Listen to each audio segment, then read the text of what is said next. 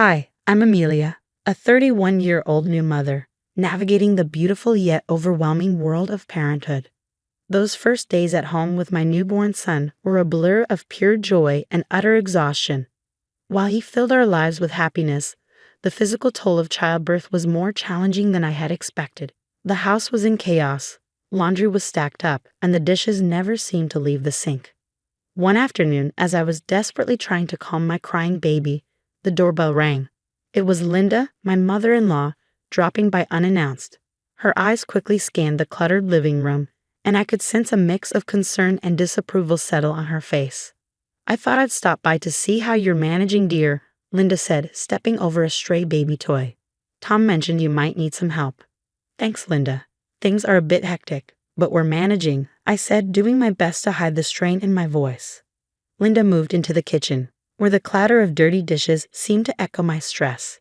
"It looks like you need more than just a little help," she said, her tone sharp. "This place is a mess. Is this how you plan to raise my grandson?" Her words cut deep, and the weight of her judgment pressed heavily on my already fragile spirit. "I'm doing the best I can," I replied defensively, clutching my son a bit tighter. Linda let out a long sigh. "Amelia, being a mother is about getting your priorities straight. Right now, it seems like you haven't prioritized anything at all." I felt anger rising, ready to respond. When Tom walked in and sensed the tension, he immediately tried to defuse the situation. "Mom, Amelia is doing an amazing job. It's been really tough with the baby not sleeping well," he said, stepping in to defend me. But instead of backing down, Linda turned to him with a cold gaze. "You need to help her understand what's at stake, Tom. It's not just about cleaning up the house. It's about responsibility. She's not living up to the family standards." Tom looked between me and his mother, clearly torn. "Mom, please, let's not do this now. Amelia is recovering, and—" "That's exactly why she needs discipline now," Linda interrupted, her voice rising. "If she learns it now, she'll manage better in the future. You can't be soft on her, Tom." For a moment, he hesitated. Then, in a voice that sounded foreign even to him, Tom said, "Maybe you're right, Mom. Maybe Amelia needs to learn the hard way." "Exactly," Linda nodded, pushing him gently but firmly toward me. "Show her that this behavior won't be tolerated." I barely had time to register what was happening before Tom's hand struck my cheek. The sharp crack echoed through the room, a horrifying sound that marked the line that had just been crossed. I held our son close, his cries blending with the pounding of my heart. "Tom, what are you doing?" I choked out through the tears, the sting of the slap far less painful than the betrayal that accompanied it. "This is for your own good, Amelia. You need to learn," Tom said, his voice hollow, eyes refusing to meet mine. The room fell silent, save for the soft whimpers of our son. Tom glanced at me, his face betraying a mixture of frustration and regret, but the damage had already been done. Linda stood firm, her expression unreadable, yet her presence unwavering in its silent approval. What should have been a supportive visit had morphed into a brutal attack on my worth as a mother and as a person. As Linda prepared to leave, she whispered something to Tom at the door. I couldn't catch it, but his troubled expression told me it wasn't words of comfort. That night, as I rocked my son to sleep, the dread that had settled over me felt suffocating. What was supposed to be a supportive family structure felt more like a tribunal, with me as the defendant on trial. As I soothed both my son and my stinging cheek, clarity began to form. This couldn't go on. Something had to change. The chaos was overwhelming, and I knew I needed a plan, a way out, not just for my safety, but for the well-being of my little boy. The house that once felt like a home now felt like a trap, set by the very people who were supposed to love and protect us. The night after Tom slapped me, manipulated by his mother Linda, I couldn't bring myself to sleep next to him. With my baby in my arms, I retreated to the nursery, the only place that had been a refuge for us in recent weeks. As I rocked my son to sleep, the events of the day played on a loop in my mind, each pass sharpening the pain and betrayal. I knew I couldn't stay. The next morning, while Tom was at work and Linda was likely in her own world, I made the call. Jessica answered on the second ring. "Jess, it's me." "I need that help you offered," I said, my voice wavering between fear and determination. "Say no more, Amelia. I'll be there today with my truck.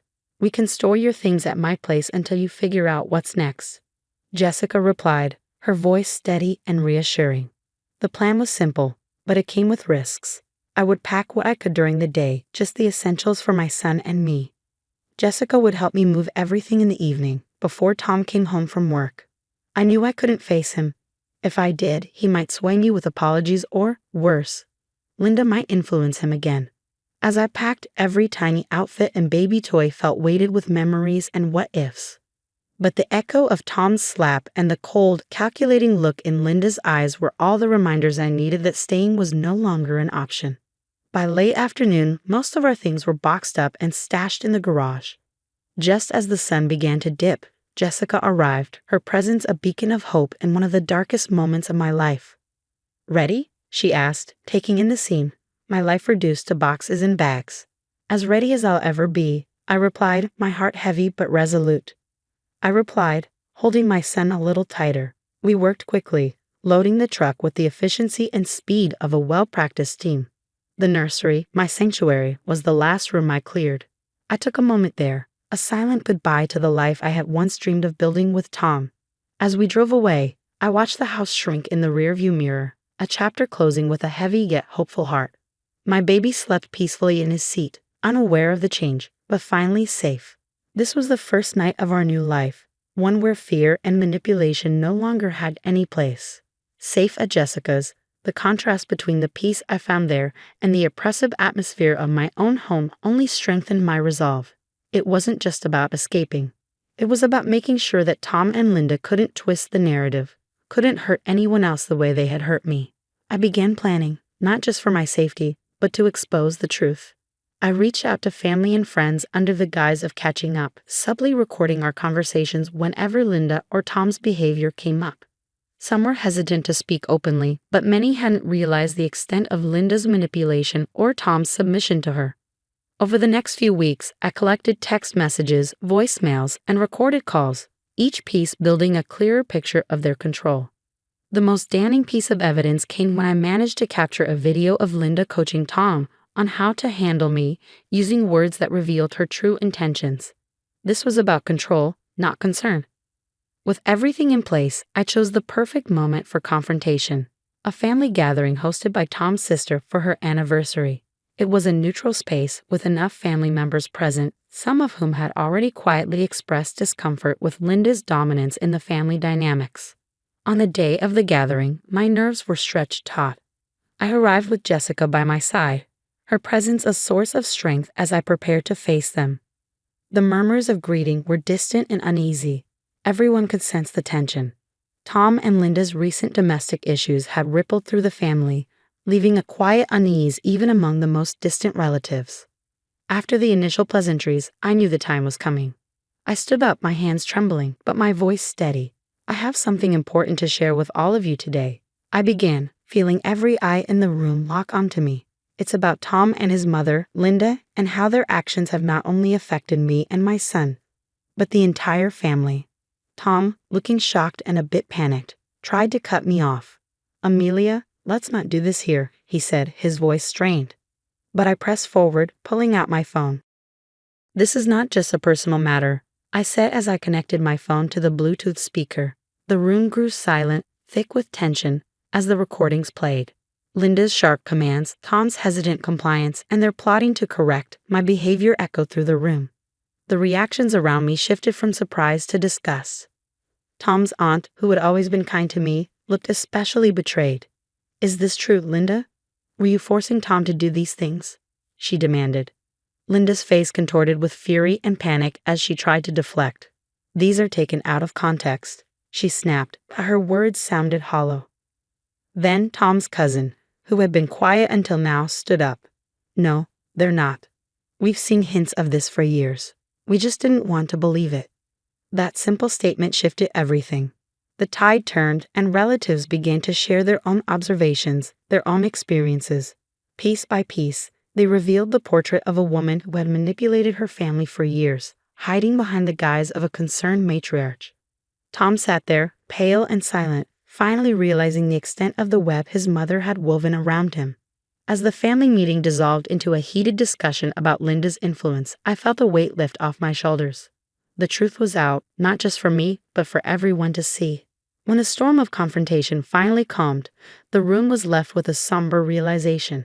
Tom's family, long under Linda's sway, now saw her manipulations for what they truly were. The collective shock was palpable, and the discomfort in the room was undeniable as everyone began to process just how deeply Linda's control had burrowed into their lives. For me, the decision to leave Tom, though painful, was necessary. As the family gathering slowly dispersed, I felt the finality of my choice settle in. I gathered my son, who remained blissfully unaware of the turmoil that had just unfolded. With one last look at the family home, I turned and walked away, knowing that this chapter had finally come to an end. I stepped into the unknown, feeling both a sense of loss and a growing resolve. Tom watched us leave, a mixture of sorrow and resignation in his eyes. His voice, once so familiar, now seemed like a distant echo as he whispered a weak goodbye. Linda, on the other hand, faced a much harsher reality.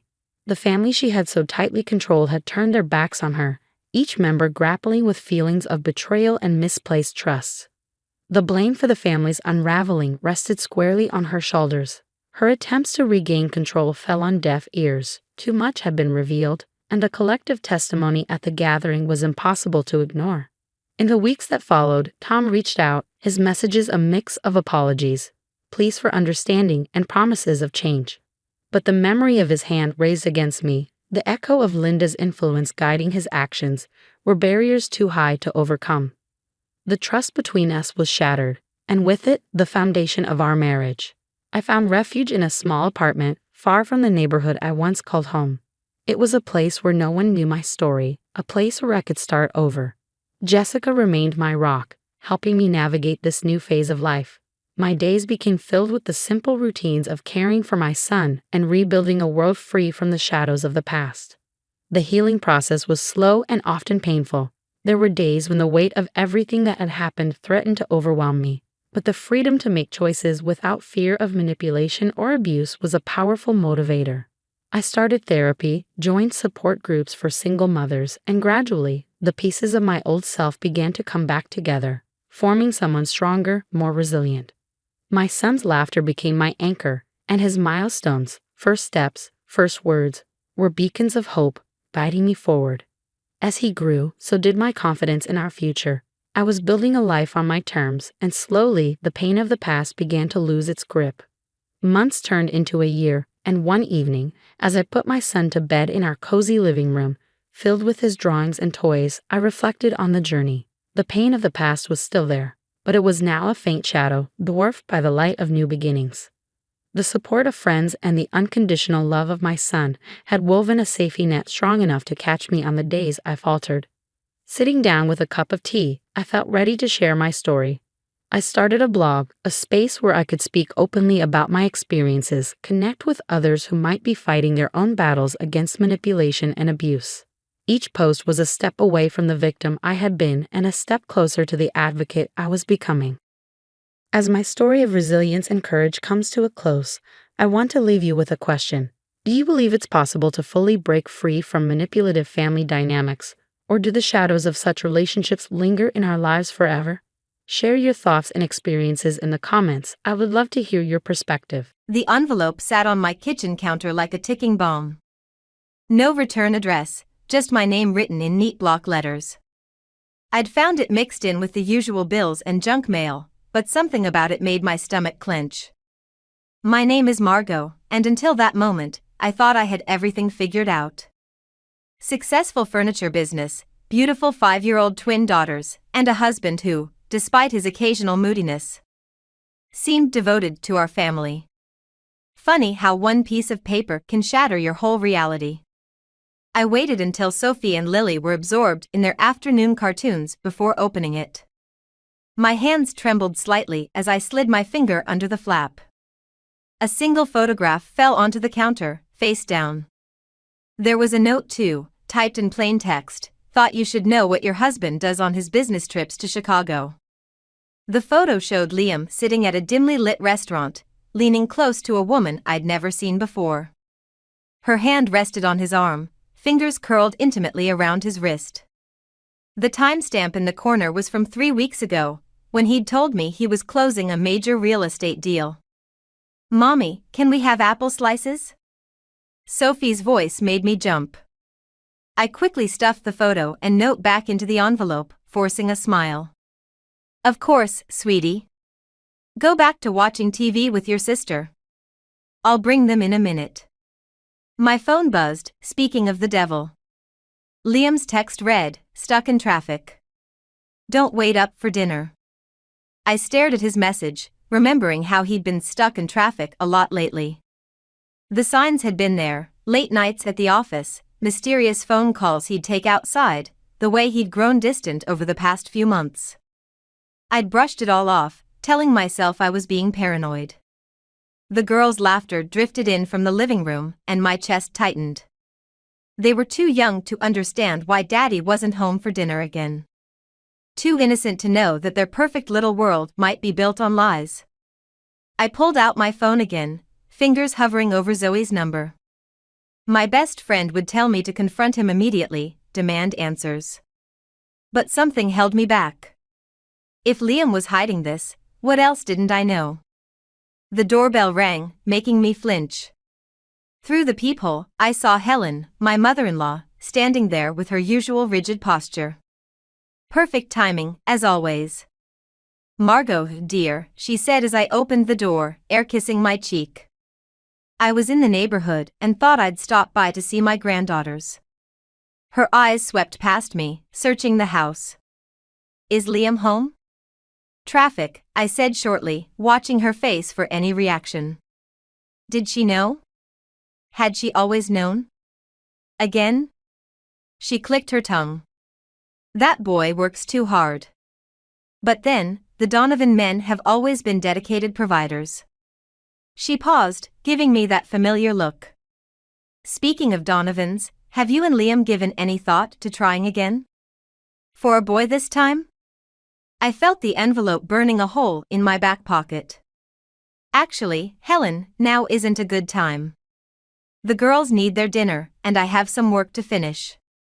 She pressed her lips together, clearly disappointed. Of course, dear. Just remember, the Donovan name needs to be carried on. Yes, I know. I closed the door perhaps a bit too firmly, leaning against it as her footsteps faded away. My phone buzzed again. Another text from Liam, love you. Kiss the girls goodnight for me. I didn't reply. Instead, I pulled out the photograph again, studying the woman's face. She was younger than me, probably late 20s, with an artistic vibe about her. Everything I wasn't. The sound of small feet padding into the kitchen snapped me back to reality. Mommy? Lily called. Where are our apple slices? I tucked the envelope away, my mind already forming a plan. Coming, sweetheart. Mommy just needs to make a few calls first. I waited up for Liam that night, the envelope burning a hole in my pocket as I sat in our darkened kitchen. The twins were finally asleep after 3 bedtime stories and countless questions about why Daddy missed dinner again. The clock on the microwave read 11:43 when I heard his key in the door. You're still up? He smiled that easy smile that used to make my heart flutter. Now it just made my stomach turn. I thought I told you not to wait. We need to talk. I pulled out the envelope and placed it on the counter between us. His expression didn't change as he loosened his tie. Can it wait until morning? I'm exhausted. No, it can't. I slid the photograph across the granite countertop. Who is she, Liam? He barely glanced at it. A client. Where did you get this? A client who holds your wrist like that? My voice cracked slightly. Don't insult my intelligence. Liam ran his hands through his hair, a gesture I'd once found endearing. You're being paranoid, Margot. It was a business dinner. Riley's an interior designer I'm working with on the Chicago project. Riley. He'd given her a name without meaning to. I filed that away. The same project that was supposed to close 3 weeks ago? I watched his face carefully. The one you said was finished? Things got complicated. He moved toward the refrigerator, his back to me. You know how these deals are. Sometimes they take longer than expected. The casual way he lied made me wonder how many other lies I'd swallowed over the years. Helen stopped by today. His shoulders tensed. What did my mother want? The usual. Wondering when we're going to try for her precious grandson. I laughed, but it came out hollow. Funny timing, don't you think? He turned around, his expression hardening. What's that supposed to mean? Nothing. Just wondering if maybe you've found someone else to give her what she wants. Jesus, Margot. He slammed the refrigerator door. You're turning a business dinner into some kind of soap opera. Is this because I've been working late? Because I'm trying to provide for our family? Are you providing for another family too? The words hung in the air between us. Something flickered across his face, guilt? Fear? Before he masked it with anger. I'm not having this conversation. He grabbed his keys. You're clearly not thinking straight. Where are you going? To a hotel. Call me when you're ready to be rational. I followed him to the front door. The girls will ask where you are in the morning. He paused, hand on the doorknob. Tell them. Tell them Daddy had an early meeting. Another lie to add to the pile? He didn't answer, just walked out into the night. I watched through the window as his car disappeared down our quiet suburban street. My phone buzzed. A text from Zoe, everything okay? You've been quiet all day. I started typing, deleted it, started again. How do you tell your best friend your marriage might be imploding? Before I could decide, another text came through from an unknown number. Ask him about the money. A friend. My hands shook as I read it twice, 3 times. The money? What money? Upstairs, I heard small footsteps. Mommy? Sophie stood at the top of the stairs in her unicorn pajamas, clutching her stuffed rabbit. I heard voices. Where's Daddy? I climbed the stairs and scooped her up, breathing in her sweet, clean scent. Daddy had to go to work early, sweetheart. Let's get you back to bed. But it's nighttime, she mumbled against my shoulder. I know, baby. I know. After tucking her back in beside her sleeping sister, I sat at my desk and opened my laptop. If Liam was hiding something about money, there would be a trail. I just had to find it. The anonymous texter was right about one thing: this wasn't just about the woman in the photo. Something bigger was going on, and I was done being the trusting wife who looked the other way. 3 days of digging through bank statements and credit card bills left me with a migraine and a horrifying discovery. Our joint savings account, which should have held over $200,000, was nearly empty. The money had been bleeding out slowly over the past year, $5,000 here, $10,000 there, always in cash withdrawals. I was staring at the statements spread across my home office desk when Zoe walked in, carrying 2 cups of coffee. The girls are watching Frozen for the millionth time, she said, setting a cup beside me. Now, what's so urgent that I had to come over at 8 in the morning?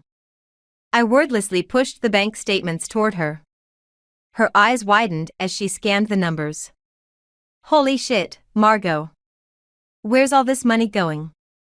I don't know. My voice sounded hollow even to my own ears. But look at the pattern. The withdrawals always happen within days of his business trips to Chicago. Zoe sat down heavily. Have you confronted him? He came home last night, grabbed some clothes, and left again. Says he needs space until I calm down about the photo. I laughed bitterly. He doesn't know I've found this yet. My phone buzzed, another text from the unknown number. Check the safe in his office. Code is his mother's birthday. Who keeps texting you? Zoe peered at my phone. I don't know, but they've been right so far. I stood up. Watch the girls? I need to check something. Liam's home office was immaculate, as always. The safe was hidden behind a framed photo of our wedding day. My hands shook as I entered Helen's birthday, 0-6-1-9-6-3. The safe clicked open. Inside, I found a stack of papers that made my blood run cold. Loan agreements from places I'd never heard of. IOUs. A letter from something called Golden Palace Casino warning about outstanding debts. Find anything? Zoe appeared in the doorway. He's gambling.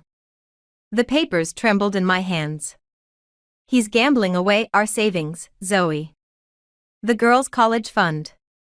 The doorbell rang, making us both jump.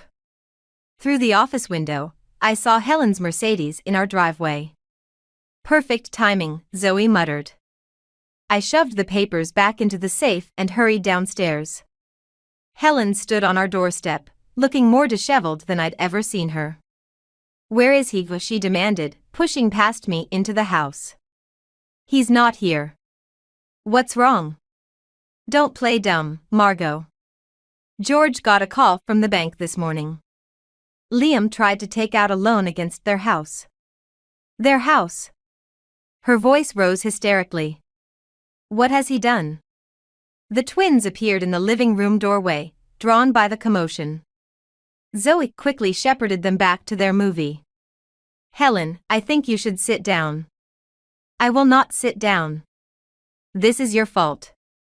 If you'd given him a son like I asked, he wouldn't be acting out like this." Something snapped inside me. "Acting out? Your precious son has gambled away our savings and is trying to steal from his own parents. But sure, blame me for not producing a male heir." Helen's face went white. "You're lying." I stormed to the office and returned with the papers from the safe, throwing them on the coffee table. "Am I?" As Helen sank onto the couch, my phone buzzed again. This time it was Liam. "We need to talk. Meeting Riley for lunch at Marino's. Come if you want the truth." My hands clenched around the phone. Riley. The woman from the photo. He was actually asking me to meet his mistress? "What is it?" Zoe asked, returning from checking on the girls.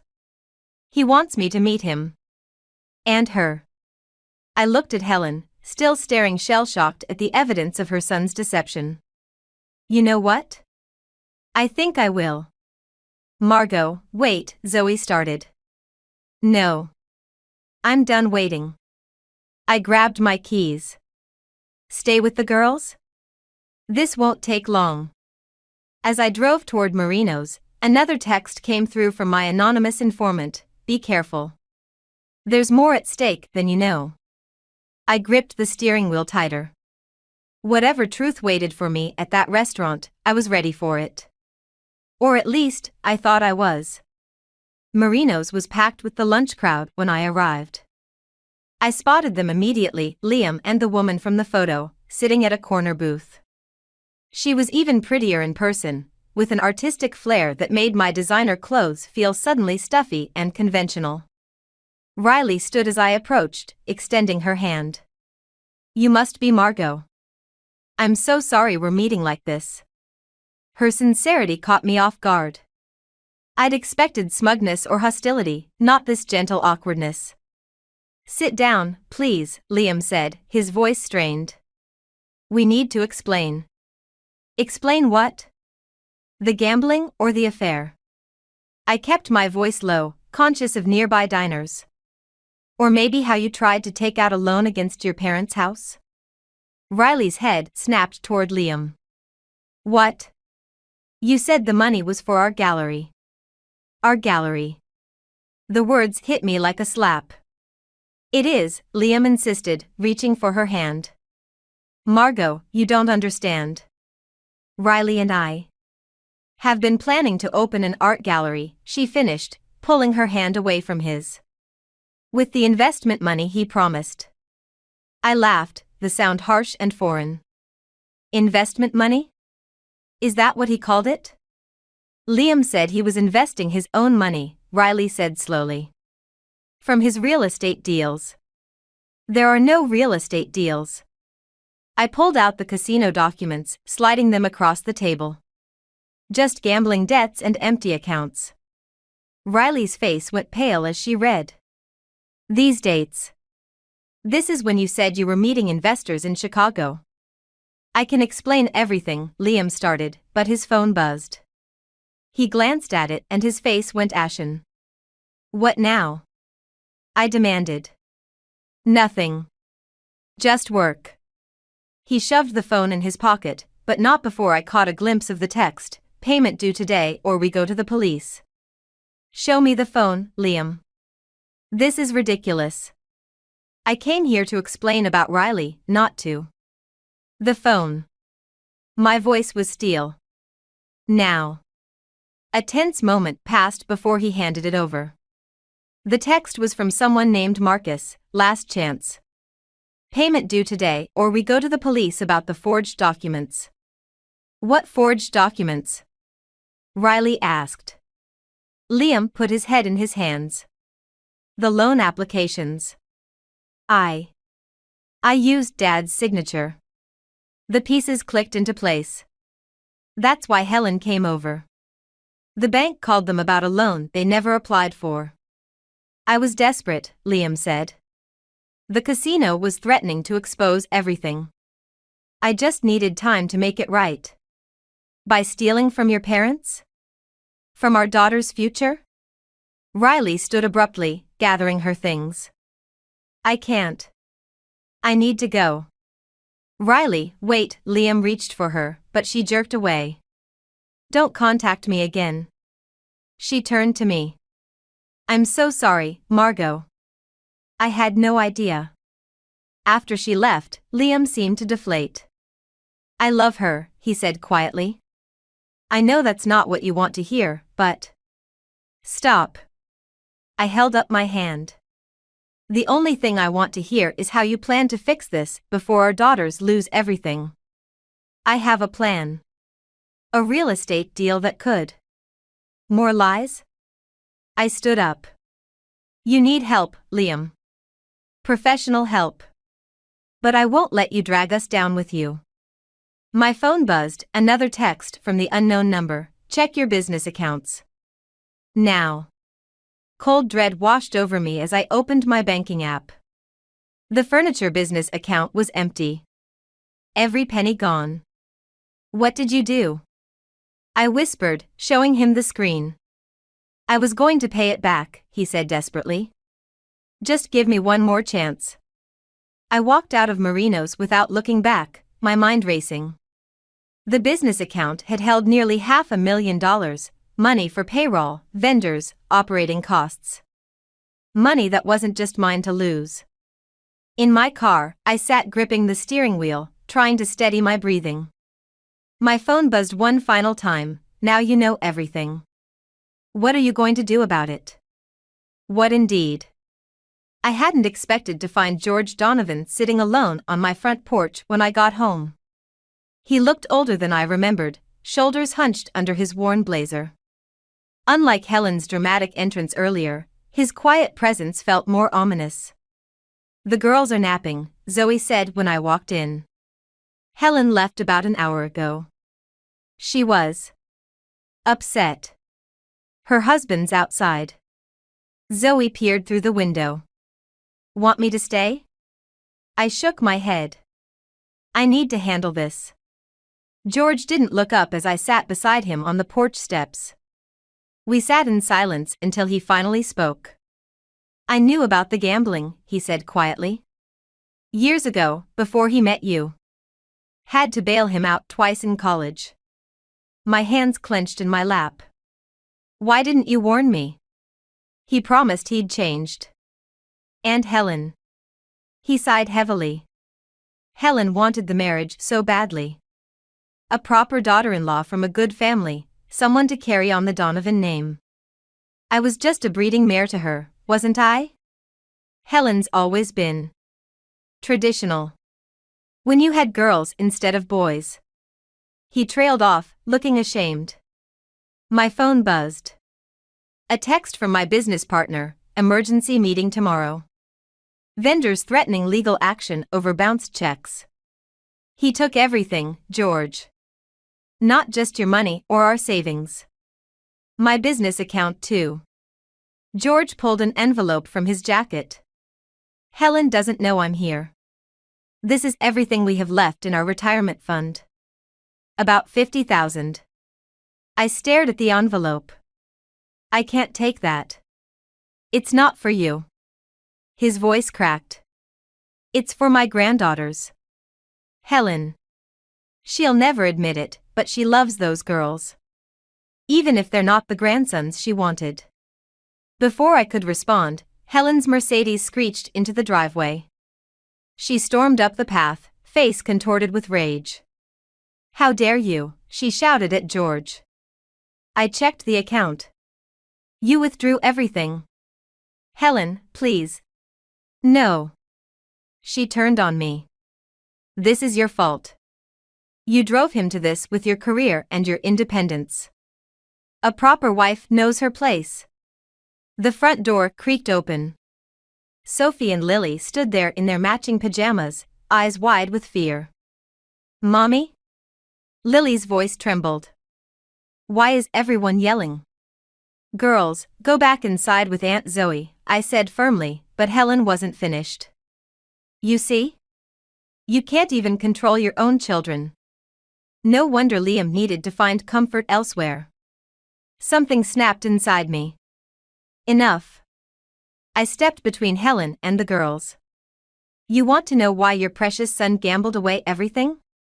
Why he forged George's signature and emptied my business account? Because he's just like you, desperate to maintain an image that isn't real. How dare? No, how dare you come to my house and scream in front of my children? Your son stole from everyone who loved him, but somehow I'm to blame because I didn't give him a son? George stood up. Helen, we should go. Not without that money. It's gone, he said quietly. I gave it to Margot for the girls. Helen's face went white. You what? They're our grandchildren, Helen. Our only grandchildren. I want nothing to do with any of you, Helen spat, storming back to her car. George, are you coming? He hesitated, looking between his wife and his granddaughters. Something in his expression made my heart ache. Go, I said softly. But the girls' door will always be open for you. After they left, I found Zoe comforting the twins in the living room. Sophie looked up at me with Liam's eyes. Is Daddy in trouble? She asked. I sat down, pulling both girls onto my lap. Yes, sweetheart. But I promise, I'm going to fix everything. My phone buzzed again, the anonymous texter, there's one more thing you need to know. Check your email. Looking at my daughter's worried faces, I realized revenge wasn't enough anymore. I needed to protect what mattered most, no matter the cost. Zoe, I said, can you watch them a bit longer? There's something I need to do. The email from my anonymous informant contained a video. Security camera footage from the Golden Palace Casino, dated 3 months ago. I watched as Liam sat at a high-stakes poker table, Riley beside him, both laughing as he pushed stacks of chips forward. My business account chips, I realized with growing nausea. But it was the next clip that stopped my breath. Liam in a heated argument with a man in an expensive suit, Riley trying to pull him away. The timestamp matched the night of our daughter's 5th birthday party, the party he'd missed because of a work emergency. My phone rang. Riley's number.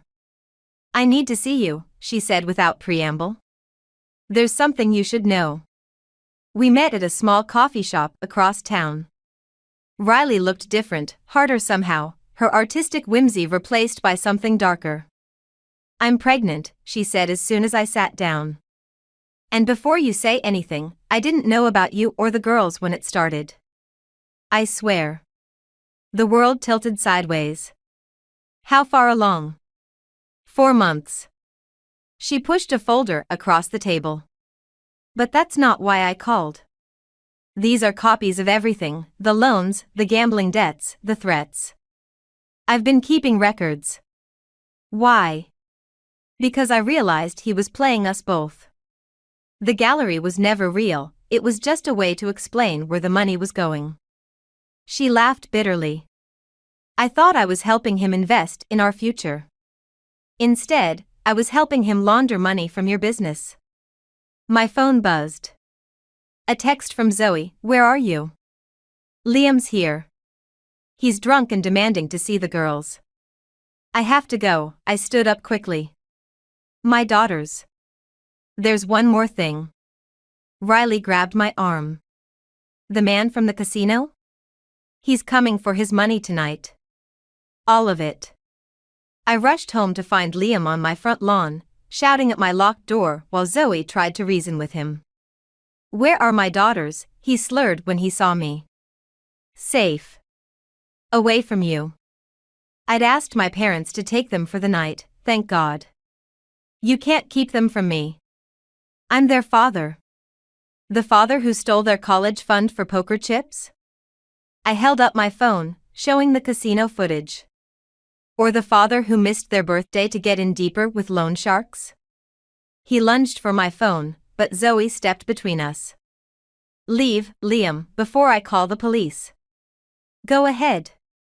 He spread his arms wide, laughing manically. "Call them. Tell them how she's keeping my children from me. Tell them." A black SUV pulled up, and two men in suits stepped out. My blood ran cold as I recognized one from the casino video. "Mr. Donovan," the larger man said smoothly. "We need to discuss payment." Liam's face went ash white. "Marcus, please. I just need more time." "Time's up." Marcus nodded to his companion, who opened the SUV's back door. "Either we get our money now, or we take a ride to discuss alternatives." "I can get it," Liam said desperately. "Margot, the retirement money your father-in-law gave you is gone," I lied, thinking of the envelope hidden in my desk. "I've already used it to save my business." "You bitch." He lunged at me again, but Marcus's partner caught him. "Wrong answer," Marcus said. "Let's go, Mr. Donovan." As they forced Liam into the SUV, he shouted, "This isn't over. Those are my daughters too." The SUV disappeared into the night, leaving me shaking on my front lawn. "Jesus, Margot," Zoe whispered. "What are you going to do?" My phone buzzed one final time. The anonymous texter, "Now you have a choice. Save him with George's money, or save your daughter's future. Choose wisely." I stared at the message, remembering Sophie and Lily's faces when they asked why Daddy missed their birthday. Remembering Helen's cruel words about proper wives. Remembering every lie, every betrayal, every moment I'd chosen to look the other way. "I'm going to do what I should have done months ago," I said, pulling out my phone to dial 911. "I'm going to protect what matters." But as I pressed the numbers, another text came through from Riley, "Don't call the police. There's something else you need to see first." Riley's text led me to a storage unit on the outskirts of town. She was already there, pacing nervously under the fluorescent lights. "I followed him here last week," she said, rolling up the metal door. After I realized what he'd done with the gallery money. The unit was filled with furniture, my furniture. Pieces from my showroom that had mysteriously failed delivery over the past year. But it wasn't just furniture. There were boxes of financial documents, multiple phones, and a laptop. "He was selling it all under the table," Riley said. "The furniture, the gallery scheme, the gambling, it was all connected. Marcus isn't just a loan shark. He's part of something bigger." I picked up one of the phones. "That's why you've been sending me anonymous texts." She nodded. "When I figured it out, I knew I had to warn you. But carefully. These people. They're dangerous." Headlights swept across the storage unit. A black SUV pulled up. "Right on time," Riley muttered. Marcus stepped out, followed by Liam and another man. When they saw us, Liam's face contorted with rage. You set me up, he snarled at Riley. No, I stepped forward. I did. The police are on their way. They're very interested in where all my inventory disappeared to. Marcus laughed. Police? You really think? I think the FBI is even more interested, I cut in, holding up my phone. Especially in your money laundering operation. My anonymous friend here has been very helpful with documentation. You stupid bitch, Liam lunged forward, but Marcus held him back. The money, Marcus said calmly. Where is it? Gone. Every penny you thought you could squeeze out of my business is gone. I met his eyes. I transferred it all back this morning. Turns out my bank was very understanding about fraud. You're lying. Check your accounts, Riley said. I helped her trace everything through the gallery records. It's over, Liam. Sirens wailed in the distance. Marcus's calm facade cracked. Get in the car, he ordered Liam. Now. No. Liam's voice shook. Margot, please. Think about the girls. They need their father. They need security and truth, I said. Two things you never gave them. He reached into his jacket. I'm not going to prison. Everything happened at once. Riley screamed as Liam pulled out a gun. Marcus and his man dove for their car. And I thought about my daughters, about the life I wanted for them, about the truth I needed them to understand someday. Shoot me then, I said quietly. Show them exactly who their father is. His hand trembled. In the distance, red and blue lights flashed. You ruined everything, he whispered. No, Liam. You did that all on your own. The gun clattered to the ground as police cars swarmed the storage unit. As officers rushed in, I watched them handcuff my husband, the father of my children, the man I'd once loved enough to build a life with. Agent Carter, one officer nodded to Riley. Good work. I turned to her in shock. She gave me a sad smile. I'm sorry for the deception, she said. We've been tracking this operation for months. Your husband's gambling debts gave us our way in. She touched her stomach gently. Some parts weren't an act, though. I thought about all her anonymous texts, how they'd led me here, how they'd helped me protect what mattered most. The girls, I said suddenly. I need to get to my girls. Go, Riley nodded. We'll need your statement tomorrow, but for now, go be with your daughters. As I drove home, my phone buzzed one last time. Unknown number, you did good, Margot. Your daughters have quite a mother. I deleted the message, thinking about the story I'd someday tell Sophie and Lily. Not about revenge or betrayal, but about truth and strength, and how sometimes the hardest choices are the ones that save us. 6 months later, I stood in my newly renovated showroom, watching Sophie and Lily chase each other between the furniture displays. The store's grand reopening was tomorrow, and despite everything, we'd survived. No running, girls, I called out, though I couldn't help smiling. Their laughter echoed through the space, drowning out the lingering ghosts of the past year. The bell above the door chimed. George stood there, looking uncertain until the twins spotted him. Grandpa. They rushed to hug him, and for a moment, I saw tears in his eyes. I brought something, he said, pulling out a small package. Found it while cleaning out the attic. Inside was a wooden music box, intricately carved. Helen's grandmother made this, he explained. For her first daughter. But she only had Liam, so. It's beautiful, I said softly. Helen wanted me to tell you she's sorry. He shifted uncomfortably. She's been different since the trial. I nodded, remembering Helen's face in the courtroom as Liam was sentenced. 7 years for fraud and money laundering. The proud Donovan name, tarnished by her only son. The girls miss her, I admitted. They can visit if she'd like. But there need to be boundaries. She understands. He watched the twins examining the music box. You know, Liam asked to see them. My hands clenched instinctively. What did you tell him? That it's not his choice anymore. That some privileges, once lost, have to be earned back. The bell chimed again. Riley walked in, her pregnancy now obvious beneath her flowing dress. Sorry I'm late, she said. Morning sickness doesn't care about schedules. The FBI investigation had ended months ago, but Riley had stayed in town. We'd formed an unexpected friendship, bound by shared betrayal and eventual healing. Aunt Riley. The girls abandoned the music box to greet her.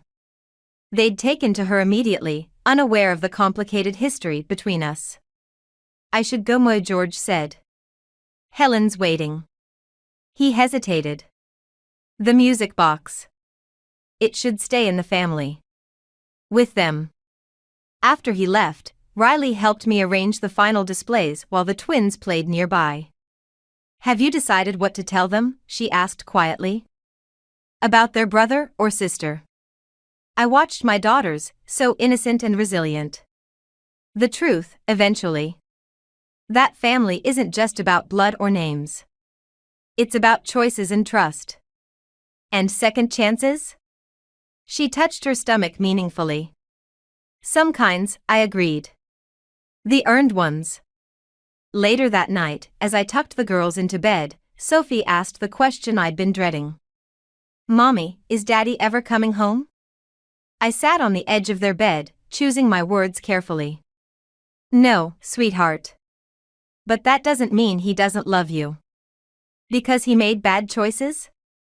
Lily asked. Yes. And sometimes, loving someone means letting them face the consequences of their choices. Like when we have to sit in timeout? I smiled, stroking her hair. Something like that.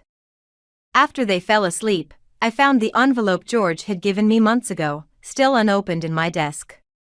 The retirement money he'd tried to save us with. I'd never needed it. The business insurance and FBI recovery of assets had covered most losses. But I'd kept it, unsure why. Now I knew. Tomorrow, I'd open a new account, 2 actually, 1 for each girl. Not for college or emergencies, but for something more important, choices. So they'd always have the freedom to choose their own paths, unburdened by anyone else's expectations or mistakes. My phone buzzed with a text from an unknown number, not Riley this time, but someone new. He's asking questions about the girls. Watch your back. I deleted it without responding. Whatever came next, we'd face it together, me and my daughters, stronger for what we'd survived, wiser for what we'd learned.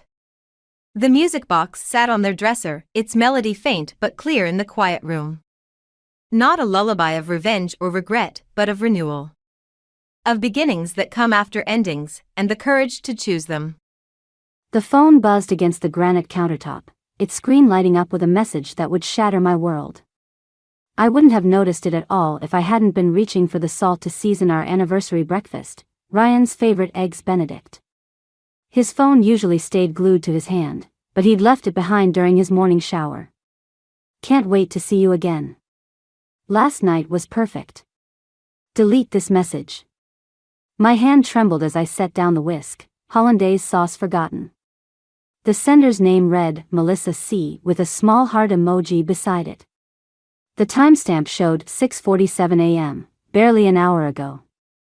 I'm Journey, and until that moment, I thought I knew what my life was. 12 years of marriage, a shared dream home in the suburbs, and plans for starting a family next spring. Now those plans felt like ashes in my mouth. The shower upstairs stopped running. I could hear Ryan's footsteps, the familiar creak of our bedroom floorboards. My fingers hovered over his phone, torn between the urge to dig deeper and the nauseating fear of what else I might find. Something smells amazing down there. Ryan called from upstairs. I swiped through to their message history. Empty. Of course he'd deleted everything else. My husband, the careful man. Always 3 steps ahead. Journey? Did you hear me? Just finishing up, I managed to call back, my voice steadier than I felt. I placed his phone exactly where I'd found it, arranged the breakfast plates, and waited. Ryan appeared in the doorway, hair still damp, wearing the blue button-down I'd given him last Christmas. He smiled, that same smile that had won me over at a mutual friend's barbecue 13 years ago.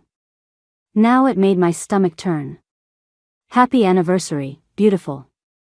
He wrapped his arms around my waist from behind, pressing a kiss to my neck. I forced myself not to stiffen, to play along. You didn't have to go all out. Apparently not, I murmured, sliding the plates onto our breakfast bar. What was that? Nothing. I smiled, watching him settle onto his usual stool. How was your shower? Good. Quick. He picked up his fork, then frowned at his phone. Did this light up while I was upstairs? Did it? I took a sip of coffee, studying him over the rim of my mug. I didn't notice. Ryan checked his messages, his expression never changing. 12 years together, and I'd never noticed how good he was at keeping his face neutral. What else had I missed? Work stuff, he said, tucking the phone into his pocket. You know how it is. Do I? He paused, fork halfway to his mouth. Everything okay? Who's Melissa? The words escaped before I could stop them, sharp and bitter as the coffee growing cold in my cup. The fork clattered against his plate. Just for a second, panic flashed across his face before that practiced calm returned. A new client. Why? A client who texts you at dawn about perfect nights? My voice didn't even sound like my own anymore. A client who needs you to delete their messages? Journey, I can explain. Please do. I pushed my untouched plate away. Explain how long you've been sleeping with her. Explain why you chose our anniversary morning to be careless enough to leave evidence. Explain how many other perfect nights there have been while I was here, planning our future. It's not what you think. He reached for my hand. I pulled away. Don't. The room felt too small suddenly, the kitchen island between us not nearly wide enough. Don't you dare try to touch me right now. We should talk about this. His tone turned placating, the same voice he used on difficult clients. You're jumping to conclusions. I stood up, my chair scraping against the hardwood floor. You're right. We should talk. Maybe we can start with how you'll explain this to your mother at dinner tonight. The color drained from his face. You wouldn't. Wouldn't I? I headed for the stairs, leaving him with his perfect eggs Benedict and his imperfect lies. Happy anniversary, Ryan. I hope she was worth it. The Parker family dining room had always felt warm and inviting, but tonight the air was thick with unspoken accusations. I watched Lena fuss over the table settings, straightening the silverware for the third time while Dylan nursed his scotch in silence. Ryan hadn't arrived yet, probably crafting the perfect excuse for his bandaged hand and the dent in his precious Mercedes. Journey, dear, Lena's voice wavered slightly. Are you sure Ryan said he'd be here? It's not like him to be late to family dinner. I took another sip of wine, letting the bitter taste linger. Oh, he'll be here. He knows what's at stake. The doorbell rang, and Dylan set down his glass with a heavy thud. I'll get it. But it wasn't Ryan at the door. Instead, Chloe burst in, her face flushed with anger. I came as soon as I got your text. That lying piece of. Chloe, I cut her off, glancing meaningfully at Lena. Thank you for coming. I thought I might need a friend tonight. Understanding flickered across her face. She squeezed my hand as she sat beside me, while Lena's worried gaze darted between us. Is something wrong? Lena asked. Did something happen with Ryan's accident? The front door opened again before I could answer. Ryan stepped in, his right hand wrapped in gauze, his usual confidence dimmed. He froze when he saw Chloe. What's she doing here? Supporting her friend, Chloe replied coldly. Someone has to. Dylan cleared his throat. Son, what happened to your hand? Car accident, Ryan said quickly. Minor fender bender. Journey, can we talk privately? No. I smiled, the same practiced smile he'd perfected over years of deception. Actually, I think we should all hear about your accident. Especially the part about Melissa. Lena's fork clattered against her plate. Who's Melissa? Nobody, Ryan snapped. A client. Journey's upset over nothing. Nothing? I pulled out my phone, pulled up the photo Chloe had sent me an hour ago. Is that why you wrapped your car around a tree outside her apartment building at midnight? While your wife was sleeping at home? On our anniversary? The color drained from Ryan's face as I turned the screen toward his parents. The timestamp on the traffic camera photo was clear, 12:17 a.m. The Mercedes, the tree, and a woman in a red dress hurrying away from the scene. Ryan James Parker, Lena whispered, her voice breaking. Tell me this isn't what it looks like. It's complicated, he started, but Dylan cut him off. Complicated? Dylan's quiet voice carried more disappointment than anger. Son, there's nothing complicated about betraying your wife. You don't understand, Ryan insisted. Melissa's not just, there are things happening at work. At work? I laughed, the sound sharp and hollow. Is that what you call it? Because her message this morning seemed pretty clear about where the real work was happening. Chloe's hand tightened around mine as Ryan's facade finally cracked. You had no right to go through my phone. And you had no right to throw away 12 years of marriage for someone who left you bleeding in your car. The words exploded out of me. All the pain and rage I'd been containing since morning bursting free. I didn't, he stopped, swallowed hard. It wasn't supposed to happen like this. No. I stood up, my chair scraping against the hardwood. How was it supposed to happen, Ryan? Were you going to wait until after we started trying for that baby we talked about? Or maybe after I invested my inheritance in your new business venture? Lena gasped softly, and I saw the moment Ryan realized he'd lost not just me, but his parents too. Journey, please, he reached for me, but Chloe stepped between us. Don't you dare touch her. This isn't your business, he snarled at her. Actually, I pulled out another envelope, it is. Because while you were busy with Melissa, Chloe was helping me document everything. The late-night meetings, the mysterious withdrawals from our joint account, the calls from unknown numbers. I dropped the envelope on the table. Happy anniversary, darling.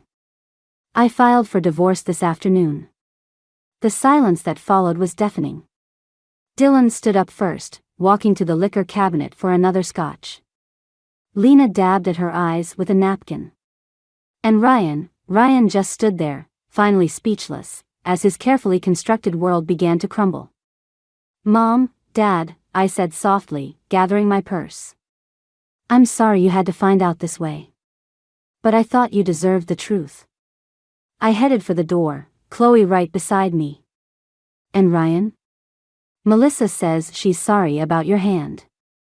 But not sorry enough to stick around when the cops showed up. I stood in our bedroom, my bedroom now, staring at the photograph that had slipped from between the pages of Ryan's leather planner. The image was like a knife to the chest, Ryan and Melissa at some rooftop bar, his arm around her waist, both laughing at something beyond the frame. The city lights sparkled behind them like stars, mocking the darkness spreading through my chest. The date stamp in the corner read 3 months ago. Our anniversary dinner at La Maison. The night he'd claimed he had to leave early for an emergency client meeting. My phone buzzed. Another message from Ryan, please come home. We can fix this. Home. I looked around at the carefully curated space we'd built together, the antique dresser we'd found at that estate sale in Vermont. The abstract painting from our honeymoon in Barcelona. Every piece held a memory, and every memory now felt tainted. The doorbell rang, startling me from my thoughts. Through the window, I spotted Chloe's car in the driveway. But there was someone else with her, a slim woman with dark hair who looked vaguely familiar. Journey? Chloe called from downstairs. You need to hear this. I tucked the photograph into my pocket and headed down.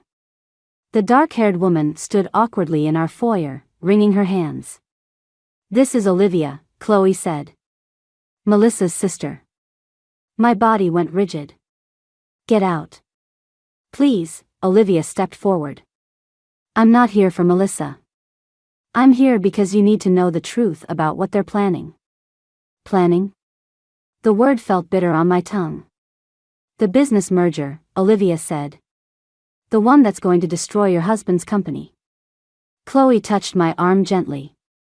Let her talk, Journey. I led them to the kitchen, the same space where my world had imploded just days ago. Olivia perched on a bar stool, looking like she might bolt at any moment. Melissa works for Carlton Industries, she began. Has for years.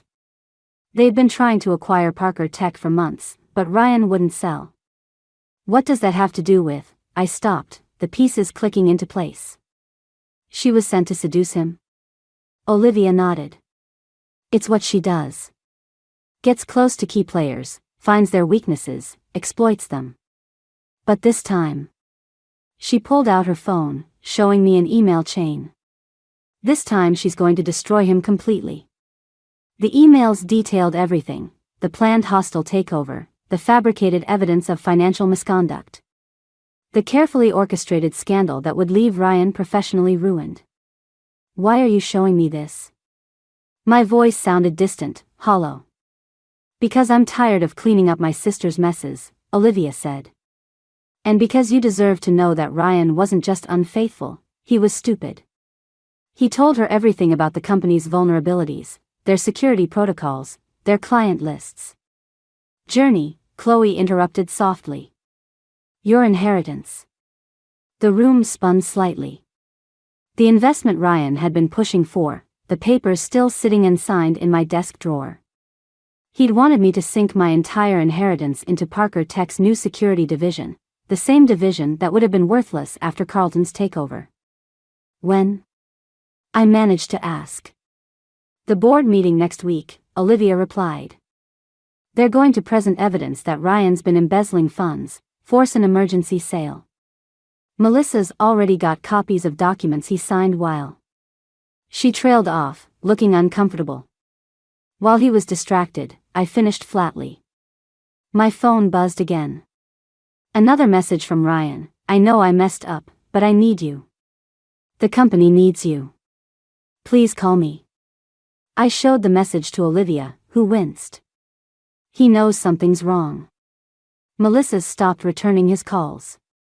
Good. I deleted his message, then looked at Chloe. Call Max. We need a lawyer. Journey, Olivia hesitated. What are you going to do? I pulled out the photograph from my pocket, studying it one last time before ripping it in half. I'm going to beat them at their own game. Ryan wanted to risk my inheritance? Fine. But it's going to cost him everything. Chloe's eyes widened.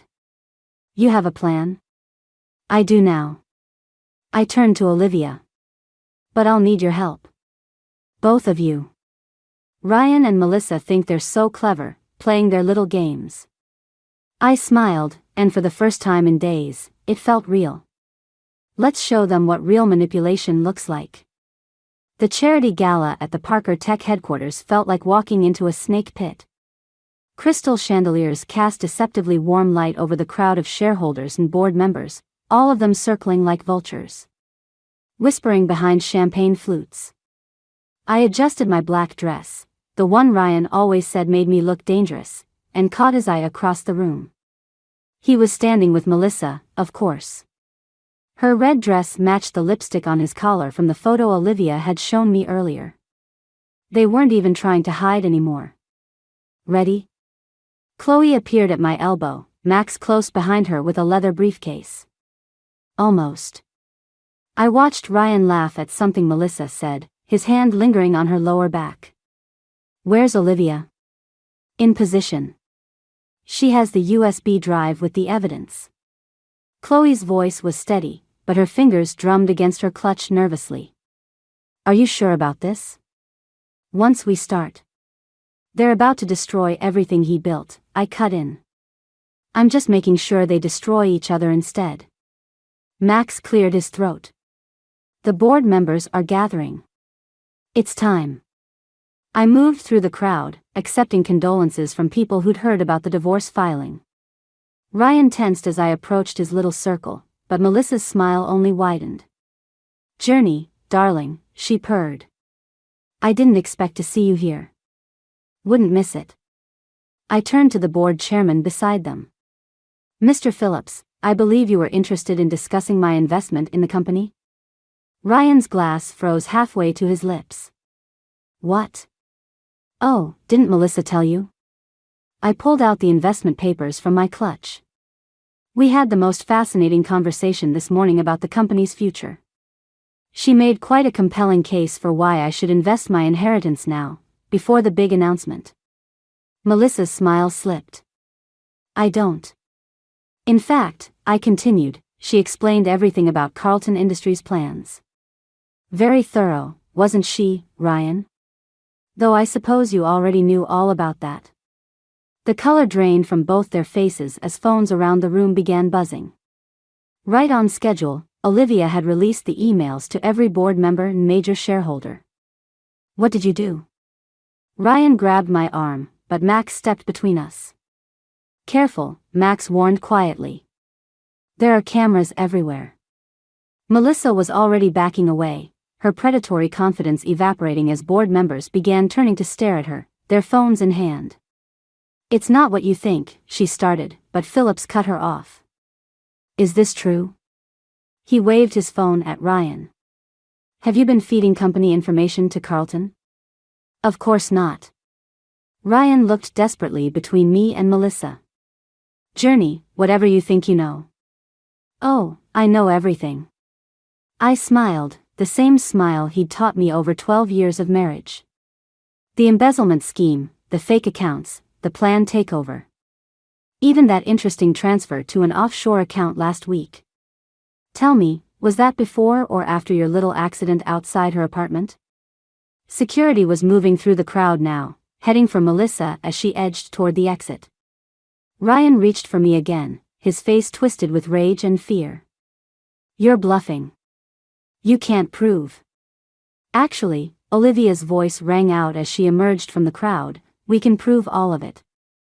Hello, sister dear.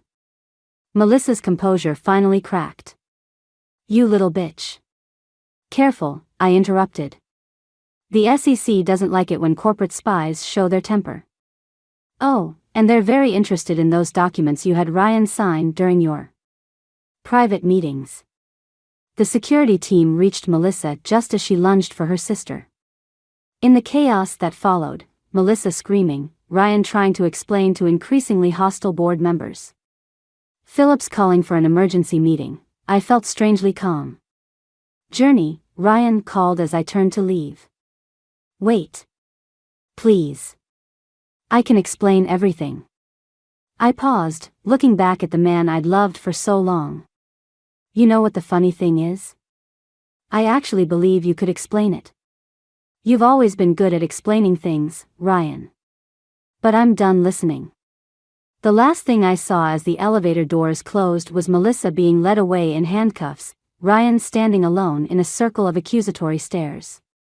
And Olivia raising her champagne glass in a silent toast to the destruction of her sister's carefully laid plans. The police station's interrogation room felt smaller with each passing hour. Detective Santos pushed another cup of coffee across the metal table, her expression unreadable as she reviewed my statement. Let me make sure I understand, she said. You're claiming Miss Carter orchestrated the entire affair to gain access to Parker Tech's confidential information? Yes. I wrapped my fingers around the warm cup, anchoring myself. But that's not why I'm here. No, Santos agreed. You're here because Melissa Carter was found unconscious in her apartment last night. And your soon-to-be ex-husband is missing. The words hung in the air like smoke. Through the one-way glass, I could see Olivia pacing in the hallway, her face pale with worry. She'd called me at midnight, her voice shaking, "Melissa's in the hospital. Ryan was at her place. There's something I need to tell you. Miss Parker?" Santos leaned forward. "Where were you between 10 p.m. and midnight last night?" "With Chloe Bennett. We were reviewing divorce paperwork." "Convenient timing." I met her gaze steadily. "Nothing about this has been convenient." The door opened, and Max stepped in, his lawyer mode in full effect. "My client has cooperated fully. Unless you're charging her." "Not yet." Santos slid a photograph across the table. "But we found this in Miss Carter's apartment." My hands trembled as I picked up the image. It showed Ryan and me at our wedding, but my face had been scratched out violently. Scrawled across it in red ink, "She knows too much." "That's Melissa's handwriting," I said quietly. "Are you sure?" Santos asked. "Because we found similar notes in your house when we searched it this morning. Along with these." She produced an evidence bag containing letters, dozens of them. My throat tightened as I recognized Ryan's handwriting, mixed with another I didn't know. "They go back 6 months, Santos continued. "Long before the affair became public." "Care to explain?" The door burst open before I could respond. Olivia rushed in, ignoring Max's attempt to stop her. "You have to tell them," she blurted. "About the other women. About what Melissa really did." Santos's eyebrows rose. "Other women?" "Olivia," I warned, but she was already pulling out her phone. "Show them the videos," she insisted. "The ones Melissa kept. The ones she used to." A commotion in the hallway cut her off. Through the open door, I saw Ryan being led in handcuffs, his face bruised and bloody. Our eyes met for a moment before they took him to another room. "Interesting timing," Santos observed. "Want to revise your statement?" I looked at the evidence spread across the table, the letters, the photo, the lies layered upon lies. Melissa's schemes had run deeper than any of us knew, and now Ryan's blood was quite literally on her hands. "Yes," I said finally. "But not about last night. About 6 months ago, when Melissa Carter first approached me about helping her take down Parker Tech." Max tensed beside me. "Journey, don't." "She showed me proof," I continued, ignoring him. "About Ryan's other affairs.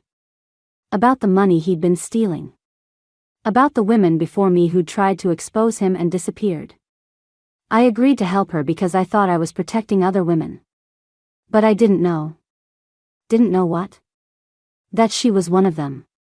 That this whole thing, the affair, the company takeover, even my revenge, was part of her plan all along." I pulled out my own phone. "Hands steady now. And I can prove it." Santos studied me for a long moment. "Why come forward now?" "Because Ryan wasn't at Melissa's apartment to hurt her last night. I played the video Olivia had sent me hours ago. He was there to stop her from killing me." The surveillance footage showed Ryan confronting Melissa, her gun visible, their argument silent behind the glass. Then the struggle, the gunshot, Ryan's panic as she fell. "Jesus," Santos muttered. "So you see," I said quietly, "the real question isn't where I was last night. It's why Melissa Carter is still alive when she's tried to kill every other woman who got close to the truth about Parker Tech. And why my husband, who I thought was the villain in this story, just saved my life." The hospital corridor stretched endlessly before me, its fluorescent lights casting harsh shadows across the linoleum. 2 police officers flanked Melissa's door, their expressions hardening as I approached. Through the window, I could see her lying there, tubes snaking from her arms. Looking far more vulnerable than the woman who tried to destroy my life. "You shouldn't be here," Detective Santos materialized beside me, coffee in hand. "It's against protocol. She tried to kill me. And now you're here, alone, in the middle of the night." Santos raised an eyebrow. "That doesn't exactly help your case." My phone vibrated, another message from Ryan's lawyer. They denied his bail an hour ago. The evidence I provided had helped explain his actions at Melissa's apartment. But 12 years of marriage hadn't prepared me for seeing him led away in handcuffs, his face still bloody from their struggle. "I need to talk to her," I said quietly. "That's not happening." Santos stepped between me and the door. "Go home, Miss Parker. Let us handle this. Like you handled the other cases?" I pulled out the file Olivia had given me. Sarah Mitchell, 2018. Rebecca Torres, 2019. Both worked at Parker Tech. Both disappeared after filing harassment claims. Both cases went cold. Santos's expression shifted slightly. "Where did you get that?" "Melissa's laptop. The one Ryan was trying to retrieve when she pulled the gun." I handed her the file. "There's more. Much more. But she'll only talk to me. This is blackmail. This is survival." I met her gaze steadily. 5 minutes. That's all I need. The detective studied me for a long moment before nodding to the officers. They stepped aside, and I entered the lion's den. Melissa's eyes opened as I approached her bed. Despite the bruises and bandages, her smile was still razor-sharp. "I wondered when you'd come," she whispered. "Where are they?" "Who?" "Sarah. Rebecca. The others." I moved closer, my voice low. "Ryan's in jail because he tried to stop you. The least you can do is tell me the truth." She laughed, the sound hollow and harsh. "The truth? You wouldn't recognize it if it slapped you in the face. Your perfect husband, your perfect marriage, it was all a lie long before I came along." "What are you talking about?" "Ask him about Project Phoenix." She shifted, wincing. "Ask him why those women really disappeared. Ask him why he married you in the first place." My blood ran cold. "What does that mean?"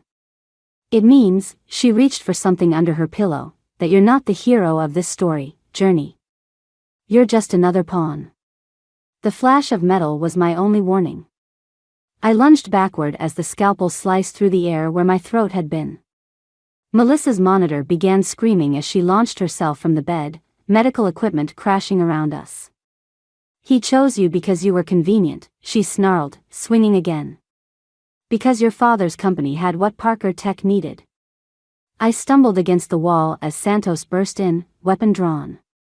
"Drop it. Tell her." Melissa's eyes were wild, blood seeping through her hospital gown. "Tell her about the merger papers her father signed the day before his accident." The scalpel clattered to the floor as she collapsed, orderlies rushing in with restraints. But her words had found their mark more effectively than any blade. My father's death. The convenient timing of meeting Ryan. The rushed marriage that had surprised everyone. All of it suddenly viewed through a new, horrifying lens. "Journey?" Santos touched my arm. "Are you all right?" I shook my head, unable to speak. My phone buzzed again, not Ryan's lawyer this time, but Olivia. "Found something in Melissa's storage unit," her message read. "About your father. You need to see this now." As they wheeled Melissa away, her laughter echoing down the corridor, I realized that my quest for revenge had led me somewhere far darker than I'd imagined. The truth about Ryan, about my father's death, about my entire marriage, it was all connected to something much bigger than a simple affair. And now I had to decide, keep digging and risk losing everything I thought I knew about my life, or walk away and live with the questions forever. The visiting room at the county jail felt smaller than it had any right to be. Ryan sat across from me, the bruises on his face faded to sickly yellows and greens. Between us lay the contents of Olivia's discovery, my father's autopsy report, Project Phoenix files, and a USB drive that had destroyed every certainty I'd ever had about my marriage. "How long?" My voice didn't shake. I was proud of that. "Journey. How long were you planning it before my father died?" He leaned forward, chains rattling against the metal table. "It wasn't supposed to happen that way. The brake lines. That wasn't part of the plan. But marrying his daughter was? I pushed the merger documents toward him, making sure his company fell into Parker Tech's hands after his convenient accident. I loved you. His eyes met mine, and for the first time in 12 years, I saw real desperation there. That wasn't part of the plan either. Don't. I stood up abruptly, my chair scraping against concrete. Don't you dare pretend. It's the truth. He tried to reach for me, but the chains stopped him. Everything changed after I met you. Why do you think Melissa targeted me? She knew I'd stopped pushing forward with Phoenix because of you. The door opened behind me. Detective Santos stepped in, holding a phone. We found Sarah Mitchell. My heart stopped. Alive? She nodded. In witness protection. She's willing to testify about Phoenix, about Parker Tech's involvement in corporate espionage. And about your father's murder. Ryan's face went slack. You don't understand what you're doing. These people. These people? I laughed, the sound brittle as glass. You mean your father? Dylan's fingerprints are all over these documents. He ordered the hit on my father, didn't he? And you just played along, seduced the grieving daughter to keep her quiet. To protect you. He slammed his hands down, making Santos step forward. Once you were part of the family, you were safe. As long as you didn't know. Safe? I pulled out my phone, showing him the security footage from my house. Is that why Melissa broke in last night? Why she tried to access my father's old files? He went very still. When was this? 3 hours ago. Chloe's watching the house now. Waiting. Call her. His voice turned urgent. Now. Get her out of there. They're not after the files, Journey. They're after you. Santos was already on her radio, but I knew it was too late. My phone buzzed with Chloe's text, company's here. Dylan and 3 others. Following the plan. You knew. Ryan's accusation cut through my rising panic. You're using my father's predictability against him. Like father, like son. I gathered the documents, leaving one photo behind, our wedding day. The last picture taken of me smiling genuinely at the man I thought I loved. The difference is, I learned from the best how to play the long game. Journey, please. Real fear crept into his voice. Whatever you're planning is already done. I nodded to Santos, who produced an arrest warrant. The FBI is raiding Parker Tech right now. Every document, every file about Phoenix, about my father. It's all going public. Dylan's walking into a trap, and Melissa's testimony from the hospital was the final nail in the coffin. You'll destroy everything. No, I corrected him quietly. You did that 12 years ago when you chose your father's corruption over the truth. I'm just finishing what you started. My phone buzzed again, the signal. Somewhere across town, Dylan Parker was being led away in handcuffs, his corporate empire crumbling around him. And in a hospital room, Melissa Carter was signing a full confession, her immunity deal secured by the evidence she'd helped me gather. For what it's worth, I said, pausing at the door, I loved you too. That's what made it so easy to make you believe I was still the same naive girl you married. The last thing I saw as the door closed was understanding dawning in his eyes, the realization that his perfect, trusting wife had orchestrated his downfall from the moment she found that first text message, playing every player at their own game. Some might call it revenge. I called it justice. The courtroom emptied slowly, leaving me alone with the echo of the judge's verdict. Guilty on all counts, corporate espionage, conspiracy, murder. The Parker family legacy, dismantled in less than 2 hours. I gathered my belongings, fingers brushing against my father's old watch in my purse. The evidence had proven what I'd suspected. He'd discovered Project Phoenix, threatened to expose it, and paid with his life. Now, 12 years later, justice had finally been served. Miss Parker? I turned to find Lena standing in the doorway, looking smaller somehow without her usual perfect posture and designer clothes. "I'm not here to defend them," she said quickly. I needed you to know I had no idea about any of it." "I believe you." The words surprised us both with their sincerity. She nodded, twisting her wedding ring, a nervous habit I'd never noticed before. "The house in Vermont. The one you loved so much. I'm signing it over to you. Lena. Please." Her voice cracked slightly. "Let me do this one thing right." The door opened again before I could respond. Olivia entered, followed by Sarah Mitchell, alive, whole, and ready to rebuild her life now that her testimony had helped bring down Parker Tech. "The reporters are waiting," Olivia warned. "And Melissa's lawyer called. She wants to meet." "No." I shouldered my bag, feeling lighter somehow. "Tell her I'm done playing her games. She got her deal, she can live with the consequences of her choices. Just like the rest of us." Lena touched my arm gently as I passed. "What will you do now?" The question should have felt heavy, but instead it tasted like freedom. "My father's company is being restored to its original shareholders. There's work to be done, wrongs to right." "Journey." She hesitated. "Ryan asked to see you. One last time, before they transfer him." I thought of our last conversation in that prison visiting room, of all the lies and truths tangled together across 12 years of marriage. Of the man I'd loved and the monster he'd protected. Of the naive wife I'd pretended to be while methodically dismantling their empire. "Tell him." I smiled, genuine for the first time in months. "Tell him I learned from the best." Outside, Chloe waited by her car, holding a thick envelope. "The last of the evidence files. Detective Santos says we're officially done." "Not quite." I took the envelope, then handed her a different one. "The foundation paperwork. For the victims of corporate fraud and whistleblower protection. I need a director I can trust."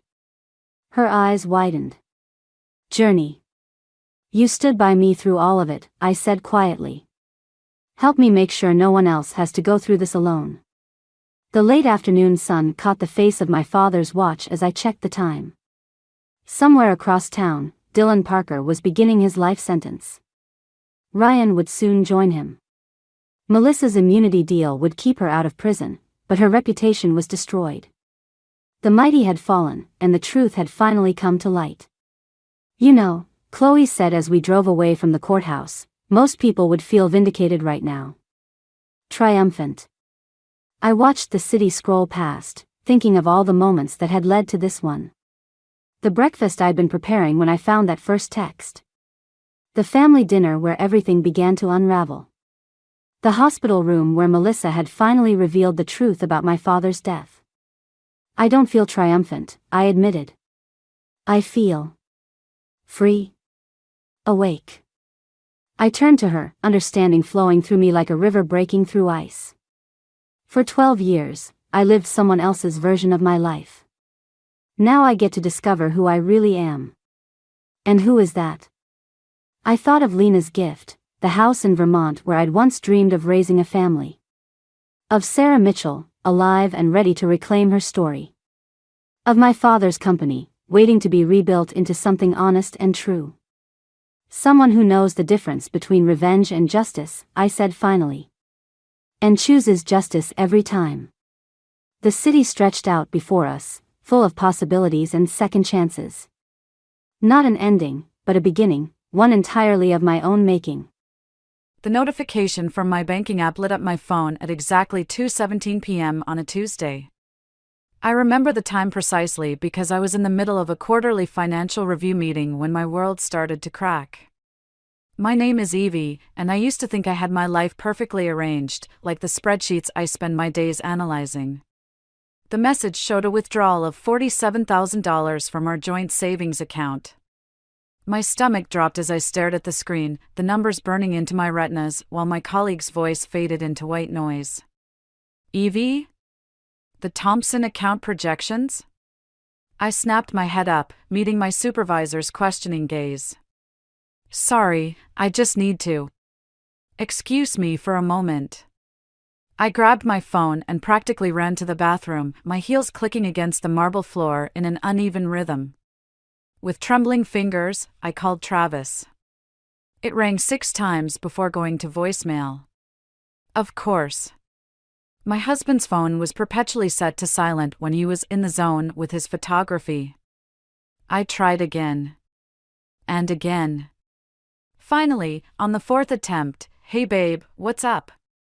I'm kind of in the middle of a shoot. Travis, why is there a $47,000 withdrawal from our account?" My voice echoed off the bathroom tiles, and I lowered it to a harsh whisper. Please tell me this is some kind of mistake. There was a pause, too long to be innocent. Oh, that. Yeah, I was going to tell you about it tonight. It's for some new equipment I need for this huge corporate gig I landed. The client's paying double my usual rate, so we'll have it back in no time. The explanation seemed reasonable enough, but something in his tone made my skin prickle.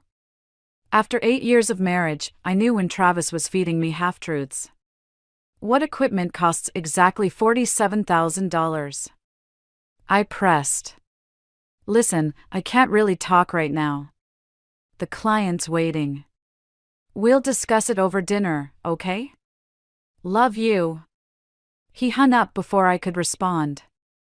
I stared at my reflection in the bathroom mirror, noting how the fluorescent lights made me look as pale as I felt. Something wasn't adding up, and if there's one thing I can't stand, it's numbers that don't balance. Back at my desk, I couldn't focus on work. Instead of analyzing market trends, I found myself logging into our online banking portal. The withdrawal had been made in cash, at a branch across town. Travis hadn't used his card for any major photography equipment purchases recently. In fact, looking at his transaction history, there was a pattern of increasingly large withdrawals over the past few months that I'd somehow missed.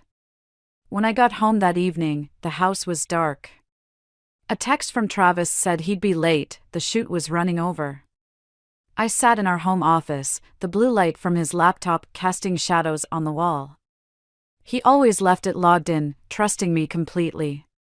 Or maybe he was just careless. I hesitated only a moment before opening his email. It felt wrong, invasive, but the nagging feeling in my gut wouldn't let go. That's when I found the folder labeled Investment Opportunities. Inside were hundreds of emails from online gambling sites, payment confirmations, and desperate messages to someone named Victor about making things right. My phone buzzed with another text from Travis, "Grab dinner with the client. Don't wait up. Tomorrow night, I promise we'll talk." I closed the laptop and walked to our bedroom, where I opened his side of the closet. Behind his carefully arranged camera equipment and the vintage leather jacket I'd given him for his birthday, I found a stack of papers stuffed into an old shoebox. Bank statements, loan applications, and at the bottom, a letter from a collection agency demanding immediate payment of $86,000. The Travis I thought I knew would never hide something like this. But then again, maybe I never really knew Travis at all. And that realization scared me more than any number on those statements. I barely slept that night, watching Travis's side of the bed remain empty until dawn. When he finally stumbled in around 6 a.m., I pretended to be asleep, studying him through barely open eyes as he kicked off his shoes and collapsed fully clothed onto the mattress. My brother Sam's law office was only a 10-minute walk from my workplace, but it felt like miles that morning. Each step was heavy with the weight of what I'd discovered. When I arrived, his secretary waved me straight through. Being the boss's sister had its perks. "You look like hell," Sam said, not looking up from his computer. When I didn't respond with our usual banter, he finally raised his eyes. "Evie?" I dropped the stack of papers I'd found in Travis's closet onto his desk. "I need your help." Sam picked up the collection notice, his expression darkening as he read. "Jesus Christ. 86,000? Plus the 47 from your savings?" He shuffled through the papers, his lawyer face settling in. How long has this been going on? I don't know. My voice cracked. I thought I knew everything about our finances. I'm supposed to be good at this, Sam. It's literally my job. This isn't your fault. Sam leaned back in his chair, running a hand through his graying hair. Remember when Travis bought that vintage Harley right before your wedding? He sold it 3 months later. Said it wasn't practical. No, Evie. He crashed it. Totally wrecked. But instead of telling you, he took out a personal loan to replace it before you found out. Sam's words hit me like a punch to the gut. I helped him with the paperwork. He swore it was a one-time thing, that he'd learned his lesson. The room seemed to tilt slightly. Why didn't you tell me? He was about to become my brother-in-law. He seemed genuinely sorry, and the amount was manageable. Sam's face softened. I should have told you. I'm sorry. Before I could respond, my phone buzzed. A text from Travis's mother, Maggie, dinner tonight? Haven't seen you both in ages. 7 p.m.? I showed Sam the message. He shook his head. You should go. Keep things normal while we figure this out. I'll make some calls, see what kind of legal exposure you're facing. That evening, I arrived at Maggie's colonial-style house alone, having told Travis to meet me there after his shoot. The familiar scent of her lasagna filled the air as she pulled me into a warm hug. Where's my boy? She asked, leading me into the kitchen. Running late. Client meeting. The lie felt bitter on my tongue. Oh, he's been so busy lately. Did he show you the beautiful watch he bought last week? Said it was a gift for a friend who helped him land that big corporate contract. My hand froze on the wine glass I was reaching for. A watch? Aha. Must have cost a fortune. You know how Travis is, always going overboard with gifts. Remember that gorgeous painting he bought me last month? The artist was such a lovely young thing. What was her name? Lila something? The room suddenly felt too warm. I don't think Travis mentioned her. Oh, you should see her work. She has this little gallery downtown. Travis has been helping her with photography for her upcoming show. Such a generous boy, just like his father. The front door opened, and Travis's voice called out, "Something smells amazing." He appeared in the kitchen doorway, and for a moment, I saw him through new eyes. His carefully tousled hair, the expensive camera bag slung over his shoulder, the easy smile that had made me fall in love with him. All of it felt like a carefully constructed facade. Sorry I'm late, he said, kissing his mother's cheek before moving to do the same to me. I turned my head slightly, making his lips land on my jaw instead of my mouth. If he noticed, he didn't show it. Travis, honey, Maggie said, I was just telling Evie about that beautiful watch you bought. The one for your friend? I watched his face carefully, noting the slight tightening around his eyes. The way his hand paused for a fraction of a second as he reached for the wine bottle. Oh, right, he said smoothly. Just a thank you gift for a client referral. 3 lies in one evening, and dinner hadn't even started yet. I took a long sip of wine, wondering how many more revelations were waiting to shatter what remained of my marriage. The business card felt heavy in my hand. Davidson Investigations, discretion guaranteed. Sam had slipped it to me after that disastrous dinner at Maggie's, along with a stern warning about keeping everything legal. 3 days later, I sat across from Mike Davidson in his downtown office, watching him scroll through the photos on his tablet. Your husband's been busy, he said, turning the screen toward me. These are from the past week. The first image showed Travis entering what looked like a rundown sports bar. The timestamp read 2:14 p.m., right when he'd told me he was meeting with clients. The next showed him leaving 3 hours later, looking considerably more disheveled. But it was the third photo that made my stomach lurch. Travis was standing outside an art gallery, his hand on the small of a woman's back. She was laughing, her head thrown back, dark curls cascading down her shoulders. Even from the grainy surveillance photo, I could tell she was beautiful. "That's Lila Bennett," Davidson said, his voice matter-of-fact. "She owns the gallery. Your husband's been there 6 times in the past 2 weeks, usually staying for several hours." My throat felt tight. "The watch?" Davidson nodded, swiping to another photo. Travis and Lila outside a high-end jewelry store, his arm around her waist. The timestamp matched the day of the $47,000 withdrawal. "There's more," Davidson said, hesitating. "The sports bar?"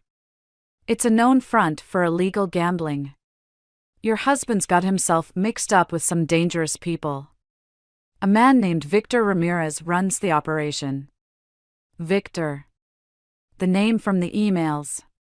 "How much does he owe?" Davidson pulled out a manila envelope. "Based on our surveillance and some conversations with inside sources, we estimate around $200,000. The $86,000 collection notice you found? That's just the tip of the iceberg." The room started spinning. $200,000. Our entire savings, gone. Our future, evaporated. "Mrs. Mitchell." "Parker," I corrected automatically. I'd kept my name after marriage, something that had always bothered Travis's mother. "Mrs. Parker, there's something else you should know." Davidson's expression softened slightly. "The gallery? It's not doing well. According to public records, it's 3 months behind on rent. But last week, someone paid all the back rent in cash." My laugh came out hollow. "Let me guess. Right after the withdrawal?" Davidson nodded. "Your husband's playing a dangerous game. These people don't mess around when it comes to collecting debts." That night, I waited up for Travis. He came home around midnight, smelling of expensive cologne that wasn't his usual brand.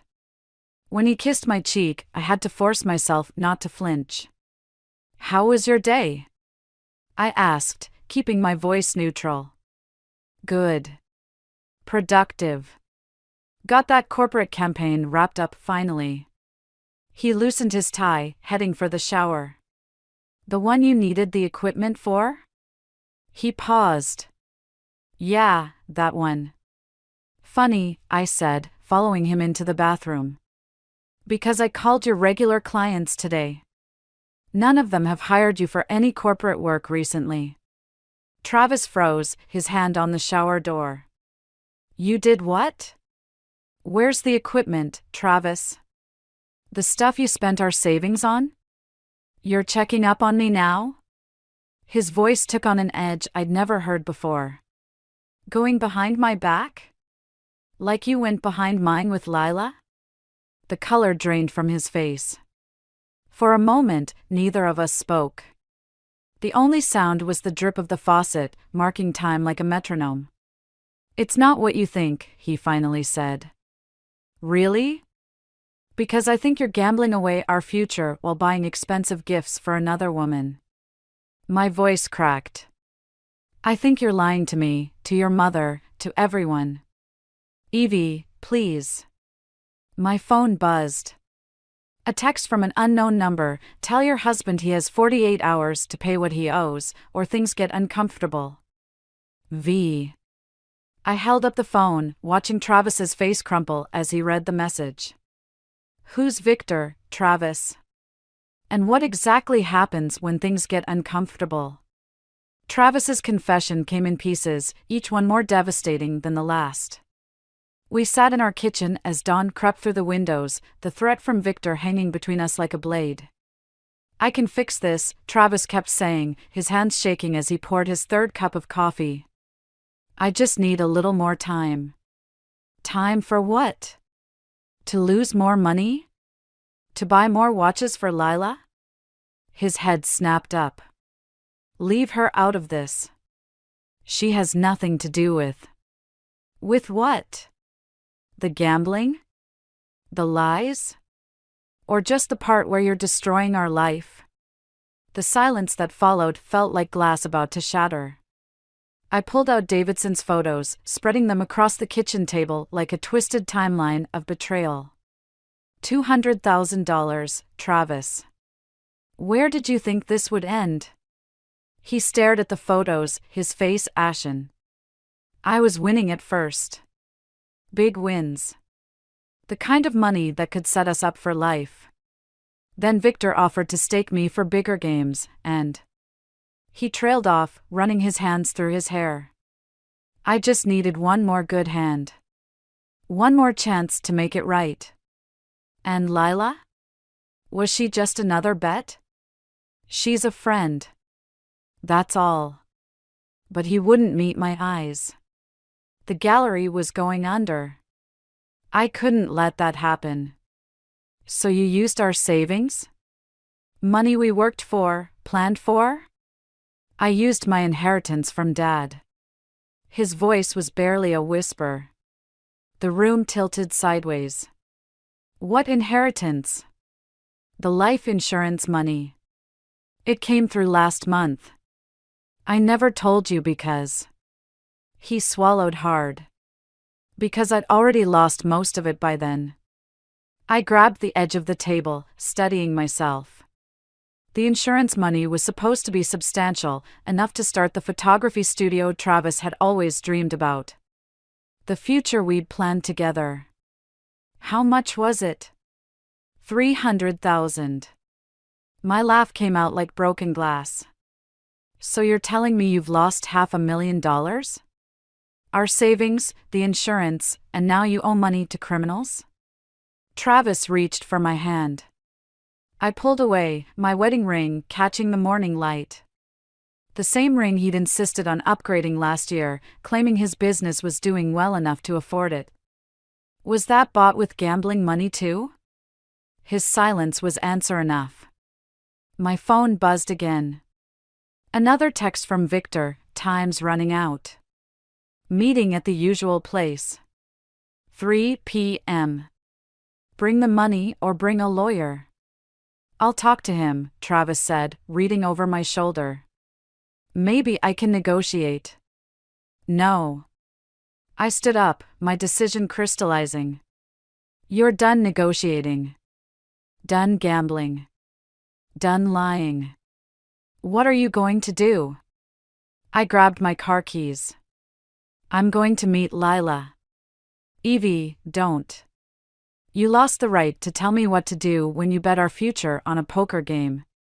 The drive to Lila's gallery took 20 minutes. Each mile brought a new question, a new doubt. Had they laughed about me together? Had he told her about our fights, our dreams, our struggles? The gallery was small but elegant, tucked between a coffee shop and a vintage bookstore. Through the window, I could see her arranging photographs on a white wall. Travis's photographs. My husband's art, displayed like love letters for everyone to see. The bell chimed as I pushed open the door. Lila turned, her smile warm and professional. Welcome to Bennett Gallery. How can I? I'm Evie Parker. I watched recognition flash across her face. Or as you might know me, Travis Mitchell's wife. She dropped the photograph she was holding. It hit the floor with a crack, the glass splintering across the polished concrete. In that broken reflection, I saw both our faces, two women caught in the same man's web of lies. His wife? Her voice trembled. But he said he was divorced. That his ex-wife. Let me guess. That his ex-wife took everything in the settlement? That he's still paying off her debts? Lila sank into a nearby chair, her face draining of color. Oh God. The money he gave me for the gallery was stolen, I finished. Just like everything else. Lila and I sat in her back office, 2 cups of untouched coffee growing cold between us. Her gallery walls were covered in Travis's photographs, moments he'd captured while lying to us both. I recognized some of them from the days he'd claimed to be at client meetings. He said the money was from his photography business, Lila whispered, staring at her trembling hands. That he wanted to invest in emerging artists. My phone buzzed again. 2 hours until Victor's deadline. Did he ever mention gambling? I asked. She shook her head, then stopped. Wait. There was this one night. He was acting strange, kept checking his phone. Said he needed to meet someone about an investment opportunity. When he came back. She swallowed hard. His knuckles were bruised. The gallery door chimed. We both turned to see Travis stumbling in, his face pale and sweating. Evie, please, you can't be here, he froze when he saw Lila. I can explain everything. Like you explained being divorced? Lila stood up, her artist's hands clenched into fists. Or how you explained the gallery money. I was going to pay it back. All of it. Victor just needs. Victor? Lila's voice cracked. The same Victor who sent those men here last week? I felt the blood drain from my face. What men? They came looking for Travis. Said something about collateral. She hugged herself, shrinking into herself. They took some of the artwork. Said it was insurance. Travis stepped forward. Lila, I'm so sorry. I never meant. The sharp crack of her palm against his cheek echoed through the gallery. Get out. Both of you. I'm calling the police. You can't, Travis pleaded. Victor will. Will what? I demanded. Hurt us. Like he hurt you that night? Before Travis could answer, the gallery door chimed again. 2 men in expensive suits entered, their presence filling the small space like smoke before a fire. Time's up, Mitchell, the taller one said. Victor's waiting. Travis's face went from pale to gray. I just need one more day. No more days. The man's eyes swept over the gallery, lingering on Lila's frightened face before settling on me. Though maybe we can work something out. Victor's always had an eye for alternative payment methods. I felt something snap inside me, not like breaking, but like a lock clicking open. All the fear and hurt of the past weeks crystallized into something harder, colder. Actually, I said, pulling out my phone, I'd like to speak to Victor myself. Evie, don't, Travis started. Shut up. My voice was ice. You've done enough talking. I turned to the men. Tell Victor the first have a proposition. One that involves Travis's inheritance money. The shorter man raised an eyebrow. The insurance payout's gone, lady. Your husband blew through it weeks ago. No, I smiled, pulling up the email from Sam I'd received that morning. He only got half of it. The other half was meant to go to his mother, but there was a clerical error. The insurance company just released the funds this morning. I have access to the account details. Travis's eyes widened. How did you? While you were busy destroying our lives, I was actually trying to save them. I turned back to Victor's men. Tell him I want to meet. Just me. And tell him to bring proof of Travis's debts. All of them. The taller man made a call, speaking quietly into his phone. After a moment, he nodded. Victor will see you. Now. As we headed for the door, Lila called out, Evie? What are you going to do? I looked at Travis, seeing him clearly for the first time, not as the man I'd married, but as the stranger he'd become. I'm going to make sure everyone gets exactly what they deserve. The men led me to a waiting car, leaving Travis standing in the gallery doorway. His reflection fractured across the broken photograph still lying on the floor. In that moment, I realized revenge wasn't about hurting someone who hurt you. Sometimes, it was about making sure justice came in exactly the right form at exactly the right time. And I knew exactly what form Travis's justice needed to take. Victor's office was nothing like I'd imagined. No dark warehouse or smoky backroom, just a pristine suite in a downtown high-rise with floor-to-ceiling windows overlooking the city. He sat behind a glass desk, wearing a suit that probably cost more than my monthly salary. "Mrs. Parker," he said, gesturing to the chair across from him. "I appreciate punctuality in business matters." I placed Sam's legal documents on the desk. "Let's talk about Travis's debt." Victor smiled, but it didn't reach his eyes. "Your husband owes me $200,000. The terms were clear." "Show me." He slid a leather folder across the desk. Inside were promissory notes, each signed in Travis's familiar scrawl. The dates aligned perfectly with our missing savings, the withdrawn inheritance, the gallery payments to Lila. "And the interest?" I asked. "Compounds daily. Currently at 40%. My hands clenched in my lap. "That's illegal. So is gambling in my establishment. Yet here we are." Victor leaned forward. "I understand you have access to the remaining insurance money?" "I do. But I have conditions." His eyebrow raised slightly. "You're not in a position to negotiate, Mrs. Parker." "Actually, I am." I pulled out my phone, showing him the email from Sam. "This money legally belongs to Maggie Mitchell. One call from me, and she'll know everything, the gambling, the debt, the threats. How do you think it'll look when a grieving widow goes to the police about loan sharks threatening her son?" Victor's smile vanished. "You're playing a dangerous game." "No, I'm ending one." I met his gaze steadily. "Here's my offer. I'll transfer the insurance money, all $150,000. In exchange, you'll sign a document stating Travis's debt is paid in full. And you'll never contact him again.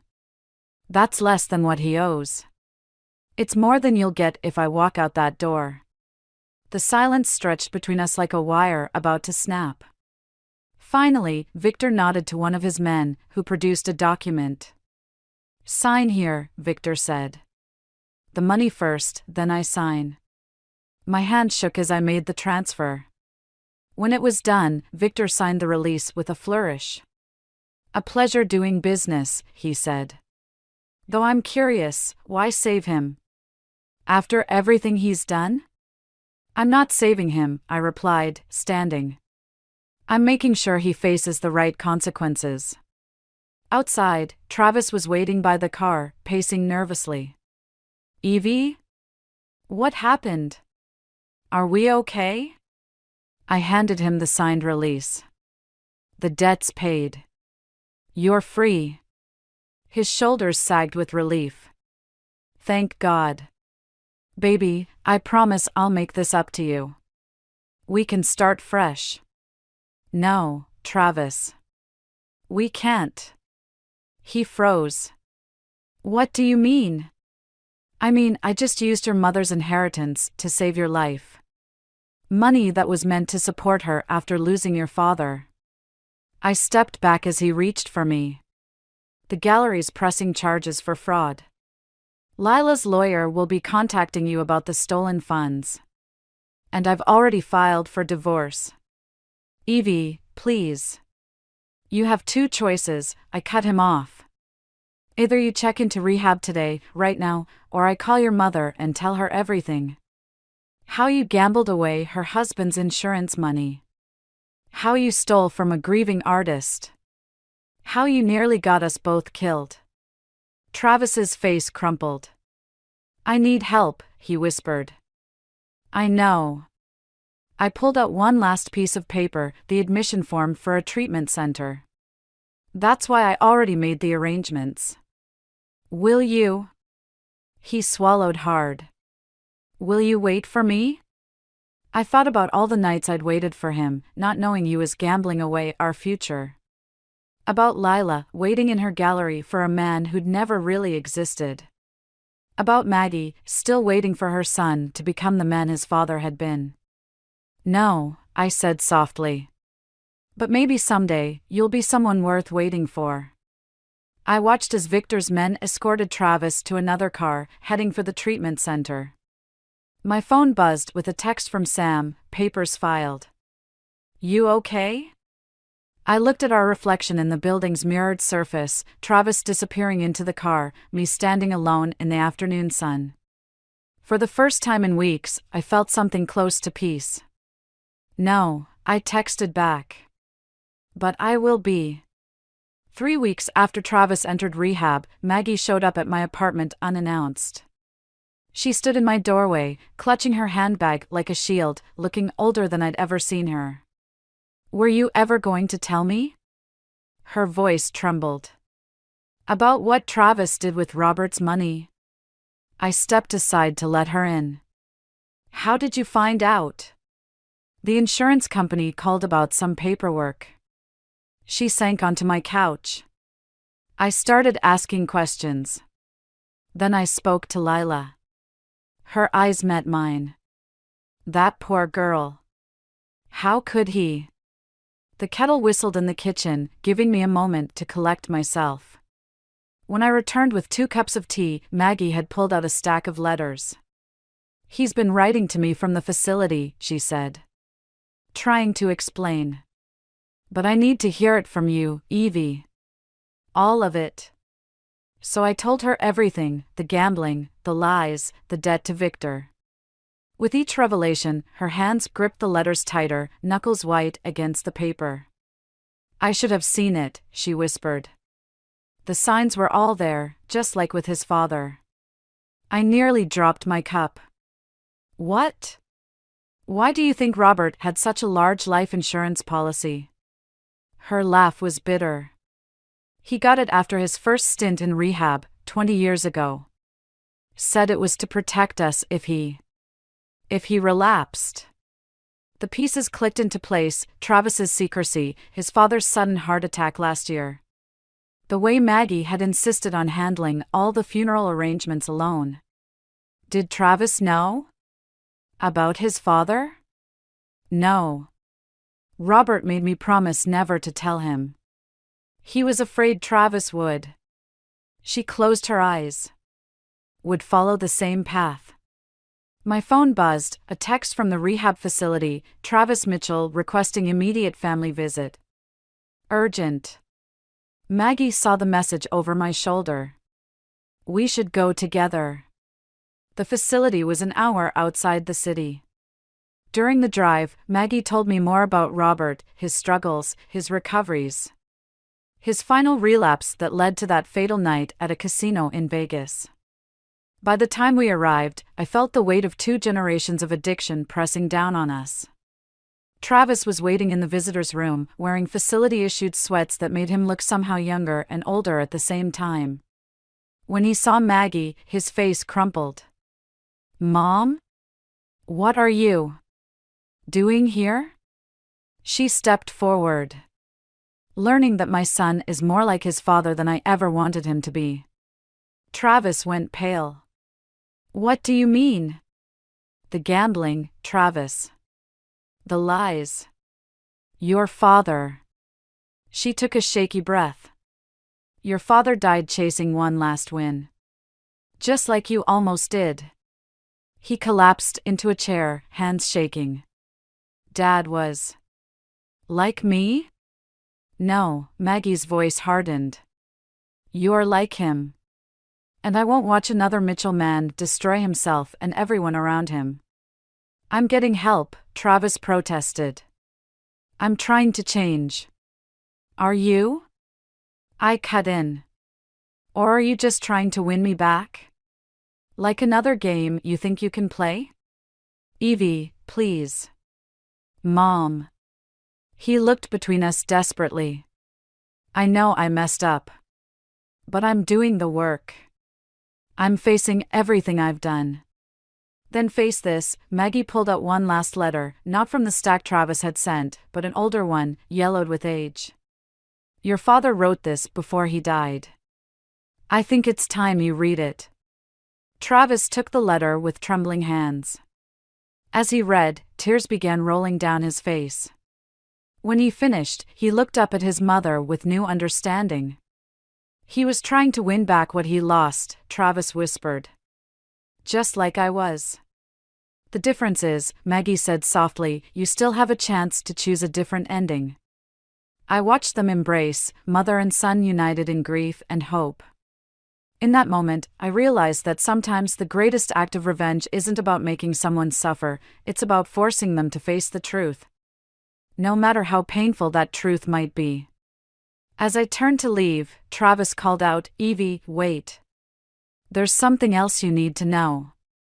6 months after Travis entered rehab, I sat in Lila's gallery, surrounded by her new exhibition. The walls were covered with photographs, not Travis's this time, but her own.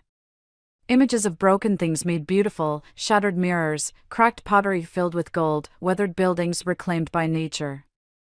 It's called restoration, Lila said, handing me a glass of wine. Sometimes things have to break completely before they can be rebuilt. I studied a particularly striking image of a wedding ring half buried in sand. Is that the one Travis gave me? Yes. She smiled without bitterness. I almost threw it into the ocean, but then I thought, why waste good art material? The gallery door chimed. Maggie entered, followed by Travis. He looked different, thinner, but somehow more substantial. Real. His eyes met mine briefly before focusing on the photographs. These are incredible, Lila, he said softly. Thank you. She straightened her shoulders. The proceeds are going to a gambling addiction support center. Seemed fitting. Travis nodded, then pulled an envelope from his jacket. I've been working with my counselor on making amends. This is the first installment to repay what I took from the gallery. Lila took the envelope without opening it. Keep it. Fund someone else's recovery instead. I don't deserve your forgiveness. No, she agreed. But you have it anyway. That's how healing works. As Lila led Maggie through the exhibition, Travis turned to me. I found a job. Teaching photography at the community center. It's not much, but it's honest work.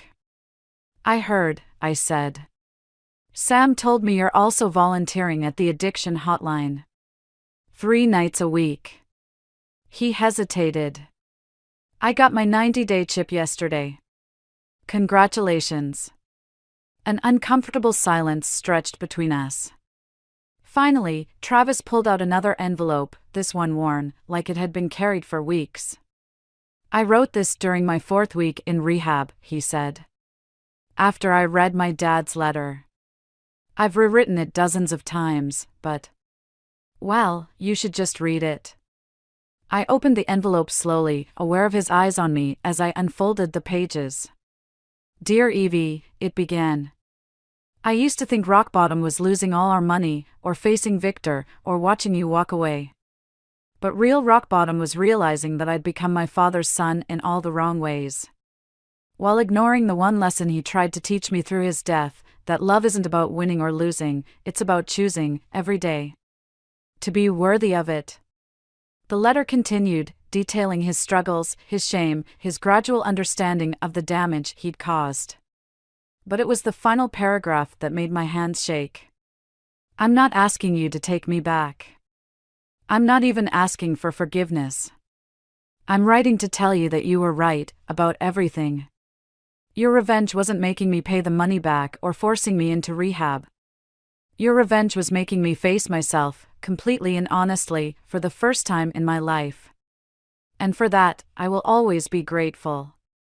I folded the letter carefully, aware of the weight of everything unsaid between us. The divorce papers are final next week, I said quietly. I know. Travis smiled sadly. You know what's strange? For the first time in my life, I'm not trying to win anything back. I'm just trying to be better.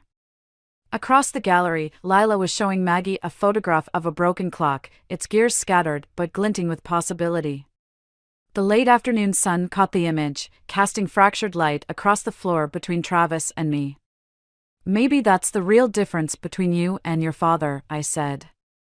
You're learning to live with the pieces, instead of trying to gamble them back together. Travis nodded, understanding in his eyes. As I turned to leave, he called out one last time. Evie? Thank you. For making me fold when you did. I paused at the door, looking back at the exhibition title, Restoration. Sometimes, I said, losing everything is the only way to find out what's worth keeping. Outside, the city was painted in sunset colors, broken and beautiful and full of possibilities. I walked toward it, leaving the gallery and Travis behind, knowing that some things need to stay broken to remind us why we choose to heal. The text message glowed like a toxic secret on Michael's phone. 3 little dots that changed everything. Miss you already. Same time next week? I stared at those words until they burned into my retinas, my fingers hovering over the screen. Michael had left his phone on the kitchen counter, a rookie mistake for someone who'd managed to hide an affair for God knows how long. The device buzzed again, another message appearing. Last night was perfect. Better than perfect. Juliet, I told myself. Just put the phone down and walk away. But I couldn't. My hands trembled as I scrolled up, each message worse than the last.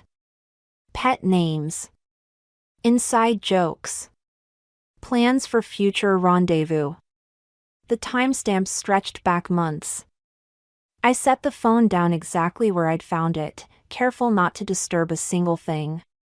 Then I walked to our bedroom, and sat on the edge of the bed, my legs refusing to hold me up any longer. 15 years of marriage reduced to digital evidence of betrayal. 15 years of trust shattered by a carelessly unlocked phone. The front door opened, and I heard Michael's footsteps. Jules? You home? In here, I called out, amazed at how steady my voice sounded. He appeared in the doorway, loosening his tie. There you are. Sorry I'm late. That Morrison case is killing me. He leaned down to kiss my cheek, and I fought the urge to recoil. His cologne, the same scent I'd bought him for Christmas, now felt like another lie. Rough day? I asked, watching his face for any sign, any tell. The usual. He shrugged, hanging up his suit jacket. Opposing counsel's being difficult. Nothing I can't handle. I wondered if lying came as naturally to him in court as it did at home. I was thinking about dinner, I said. Maybe that new Italian place? Can't tonight, sweetheart. I've got to review some depositions. He was already reaching for his phone. Rain check? Sure. I smiled, the muscles in my face straining. Rain check. He disappeared into his home office, and I heard him lock the door, a habit he developed over the past year. Now I knew why. My sister Sam's voice echoed in my head, "You're too trusting, Jules. People aren't always what they seem." I'd defended Michael then, convinced she was just being her usual cynical self. Now her words felt prophetic. I walked to the kitchen and opened a bottle of wine, pouring myself a generous glass. The burgundy liquid swirled like blood in the crystal, and I thought about all the nights I'd waited up for him. All the late meetings and weekend depositions I'd never questioned. My phone buzzed, Sam, as if summoned by my thoughts. Hey sis, still on for lunch tomorrow? I typed back, actually, can you come over tonight? It's important. Everything okay? No, nothing was okay. Nothing would ever be okay again. But I couldn't put it in a text. Just need to talk. Be there in 30. I took another sip of wine and opened my laptop. It was time to find out exactly who had been texting my husband. Time to understand the scope of his betrayal. Time to decide what I was going to do about it. Because one thing was certain, I wasn't going to be the foolish, trusting wife anymore. Michael had taught me a valuable lesson today. Sometimes the people closest to you are the ones you should trust the least. From his office, I heard him laugh softly at something on his phone. The sound made my stomach turn. Let him laugh. Let him think he's clever. Let him believe his secret is safe. I opened a new browser window and started searching. After all, knowledge is power, and right now, knowledge was the only weapon I had. Sam arrived with a bottle of tequila and that look in her eyes, the one that said she already knew something was wrong. I hadn't even opened my mouth, and she was pulling me into a fierce hug. Spill it, she said, kicking off her boots. And don't try to sugarcoat anything. Your text had crisis written all over it. I led her to the kitchen, where my laptop displayed the results of 2 hours of obsessive searching. Social media profiles, LinkedIn connections, event photos, digital breadcrumbs leading to one name, Nora Carter. I need you to stay calm, I said, pouring the tequila. That's never a good start to any conversation. Sam settled onto a bar stool, her artist's hands wrapped around the glass. Just tell me. I pulled up Michael's phone records, amazing what you can access when you know your husband's passwords. 312 calls in the past 6 months. All to the same number. Sam's eyes narrowed as she scrolled through the data. Please tell me this isn't what I think it is. It gets better. I showed her the text messages I'd photographed earlier. Her name is Nora. She's a marketing executive. Married. 2 kids. Perfect life, according to Instagram. That lying son of a... Sam slammed her glass down. I'm going to kill him. Get in line. How long? At least a year, maybe more. My voice cracked. I found hotel receipts going back 18 months. Sam's face darkened. You need to confront him. Tonight. Right now. I'll go drag him out of that office myself. No. I gripped her arm. I'm not ready yet. What do you mean, not ready? Jules, he's cheating on you. And I need to know everything before I make my move. I pulled up Nora's professional headshot, all perfect teeth and calculated warmth. I need to understand what I'm dealing with. Sam studied my face. You're planning something. Maybe. Jules. Her voice softened.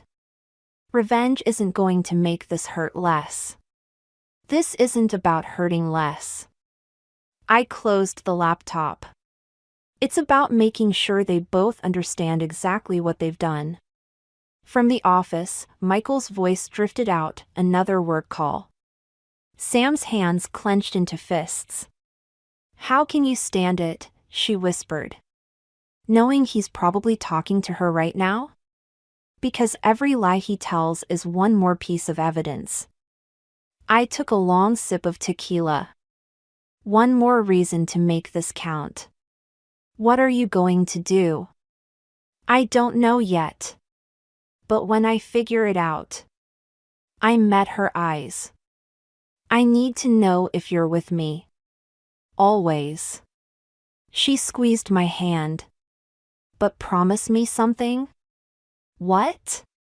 Don't lose yourself in this. Revenge can eat you alive if you let it. Michael's office door opened, and we both tensed. He appeared in the kitchen doorway, surprise flickering across his face. Sam! Didn't know you were coming over. Surprise visit, she said, her smile razor sharp. Sister's night. Great. He grabbed a water bottle from the fridge. Don't let me interrupt. I've got a conference call with Shanghai in 10 minutes. At this hour? Sam's voice dripped with skepticism. Time zones, he said smoothly. You know how it is. I watched him retreat, noting how easily the lies came now. How natural he made it all seem. Shanghai, Sam muttered once he was gone. Right. I pulled out my phone and showed her one last piece of evidence, a charity gala invitation I'd found while searching. Next Saturday. Nora Carter is on the organizing committee. Understanding dawned in Sam's eyes. You're going. We're going. I smiled, and it felt dangerous. Time to meet the other woman, don't you think? Sam studied me for a long moment. You're different, she finally said. There's something in your eyes. Good different or bad different? Scary different. She poured more tequila. But maybe that's exactly what you need to be right now. In his office, Michael laughed at something, or someone, and the sound echoed through our house like a challenge. Let him laugh. Let him think he's won. I had a week to plan, and a sister who'd help me burn it all down. The Ritz-Carlton lobby gleamed with old money and discretion.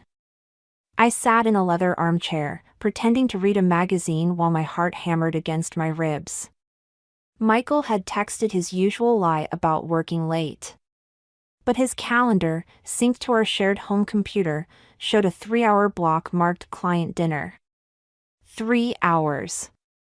The perfect amount of time for dinner, drinks, and whatever else happened in room 1542. I'd followed him here, watching him stride through these same doors 20 minutes ago.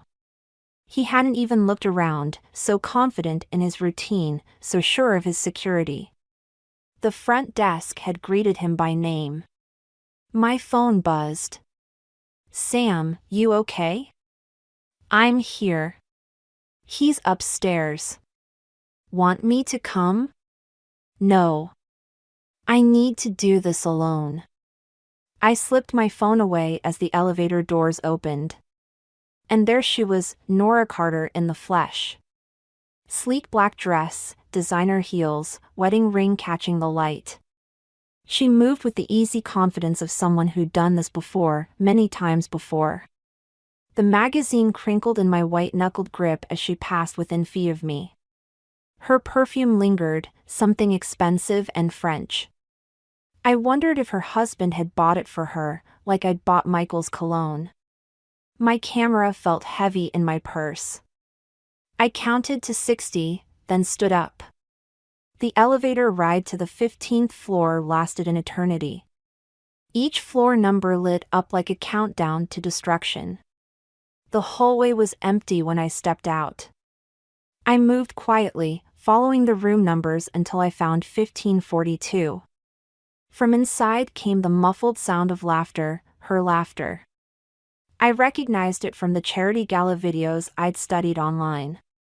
My hands shook as I pulled out my phone and opened the camera. The Do Not Disturb sign mocked me from the doorknob. I stepped back, positioning myself around the corner where I could see the door but remain hidden. The weight was excruciating. Every sound made me flinch: ice machines, distant elevators, housekeeping carts. But I forced myself to stay, to witness, to document. 2 hours and 17 minutes later, the door opened. They emerged together, his hand on the small of her back. I started recording. Next week, she asked, adjusting her dress. Same time. Michael kissed her, right there in the hallway. I'll make an excuse about that Peterson case. You're getting good at excuses. I learned from the best. He smiled, that crooked smile that used to make my heart skip. Give Elliot my regards. She laughed again, and I caught it all on video, the casual cruelty, the shared jokes, the easy intimacy of long-term lovers. They parted at the elevator, careful to leave separately. Professional adulterers, practicing their craft. I waited until they were both gone before sliding down the wall to sit on the hotel's plush carpet. My hands wouldn't stop shaking as I reviewed the footage. The images were clear, damning, Michael and Nora, caught in their carefully choreographed dance of deception. A housekeeper rounded the corner, pushing her cart. She paused when she saw me. "You okay, miss?" I looked up at her, suddenly aware of how I must appear, a woman alone, sitting on the floor of a hotel hallway, trembling.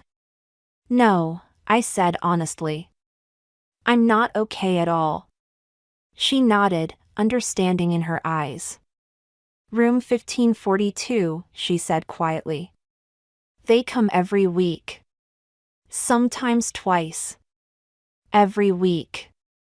Sometimes twice." I stood up, smoothing my clothes. "Thank you." "What will you do?" she asked. I thought about Michael's smile, Nora's laugh, their casual destruction of 2 marriages. Whatever's necessary. Back in my car, I sent the video to Sam with a single message, "I'm ready." Her reply came instantly, "Tell me what you need." What I needed was to make them feel this hollow ache, this burning shame. I needed them to understand that actions have consequences, that betrayal leaves scars. I started the engine, my mind already racing ahead to the charity gala. To Nora's perfect facade and carefully curated life. To all the ways it could shatter. Sometimes the best revenge isn't served cold. Sometimes it needs to burn. The coffee shop was 3 blocks from Elliot Carter's high school, and I'd chosen it carefully. Close enough to seem accidental, far enough that his wife wouldn't typically venture here. I nursed my 3rd latte, watching the door, wondering if this was crossing a line I couldn't uncross. He walked in at exactly 3:45, just as his school's website indicated his last class would end. The man my husband's mistress went home to every night looked nothing like I'd imagined, kind eyes, slightly rumpled sweater. A stack of papers under his arm. I waited until he had his coffee before accidentally bumping into him near the cream and sugar station. "Oh, I'm so sorry," I said, helping him gather the scattered papers. AP English essays, I noticed. Red marks dotted the margins with encouraging comments. "No harm done." He smiled, and something twisted in my chest. "Though I think you got some coffee on Shakespeare. Let me buy you another one to make up for it." "That's really not necessary." I insist. "I'm Juliet." "Elliot." He shifted the papers. "Actually, I could use a break from grading these." We sat at a corner table, and I watched him doctor his coffee with 2 sugars, just like in the photos Nora posted of their morning routine. #blessed, #perfect husband, #soulmates. "You're a teacher?" I asked, though I knew everything about him already. "English department at St. Mark's. Going on 15 years now. You must love it." "Most days." He grinned. Though sometimes I wonder if the kids are actually reading the books or just using ChatGPT. I laughed, and it felt genuine, the first real laugh in days. "Your wife must be proud of your dedication." "Nora?" Something flickered across his face, a shadow I recognized. "She's busy these days. Marketing executive, you know how it is. Always another meeting, another client dinner." Client dinner. The same excuse Michael used. "Must be hard," I said softly. "All those late nights. You get used to it." He stirred his coffee, though the sugar had long dissolved. "Sometimes I think But no, that's not fair to her. She works hard. And you're a good husband for understanding. His smile turned sad. Am I? Sometimes I wonder if understanding is just another word for willful blindness. The bell above the door chimed, and we both looked up. A woman walked in, blonde, elegant, about Nora's age. Elliot's shoulders tensed before relaxing when he saw it wasn't her. You should come to the charity gala next weekend, he said suddenly. Nora's organizing it. It's for the school's scholarship fund. My heart stuttered. Oh, I couldn't. Please? It'd be nice to have someone to talk to who actually wants to discuss books instead of networking. He pulled out an invitation. Bring your husband. I took the embossed card, my fingers trembling slightly. That's very kind. Besides, he added quietly, maybe you can help me figure out if I'm just being paranoid. Our eyes met, and in that moment, I saw everything he wasn't saying. The suspicions. The sleepless nights. The carefully maintained denial.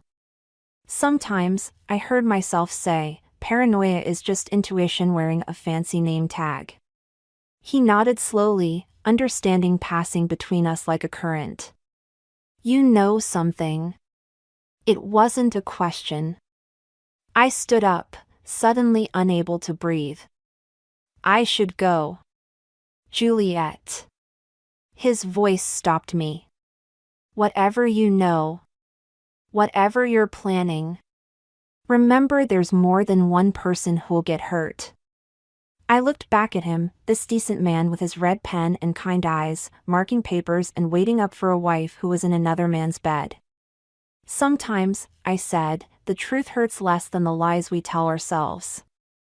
I left him there, clutching his cooling coffee, the invitation burning in my purse like a loaded gun. Sam was right, revenge wasn't simple. It wasn't clean. And now I had a choice to make, protect an innocent man or burn it all down. My phone buzzed, Michael, asking what I wanted for dinner. I ignored it, staring instead at the invitation. The gala was in 3 days. 3 days to decide if justice was worth the collateral damage. 3 days to decide what kind of person I really was. The gala invitation sat on my desk like a loaded weapon while I scrolled through Nora Carter's perfectly curated life. Each photo was a masterclass in deception, family vacations, date nights with Elliot, motivational quotes about loyalty and success. The timestamp on one caught my eye, posted the same afternoon she'd been with Michael at the Ritz. My phone buzzed. Sam, you sure about this? I clicked another photo, Nora at last year's gala, champagne flute in hand, Michael barely visible in the background. How many times had they exchanged glances across crowded rooms, playing their secret game? Jules? I found something, I typed back. Come over. Sam arrived 20 minutes later, carrying Chinese takeout and concern. I turned my laptop screen toward her. Look at the comments.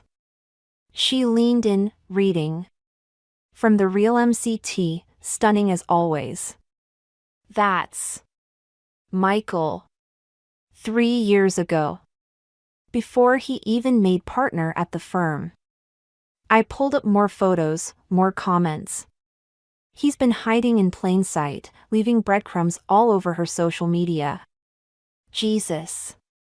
Sam set down her chopsticks. They weren't even trying to hide it. Because they thought nobody was looking. I opened another tab.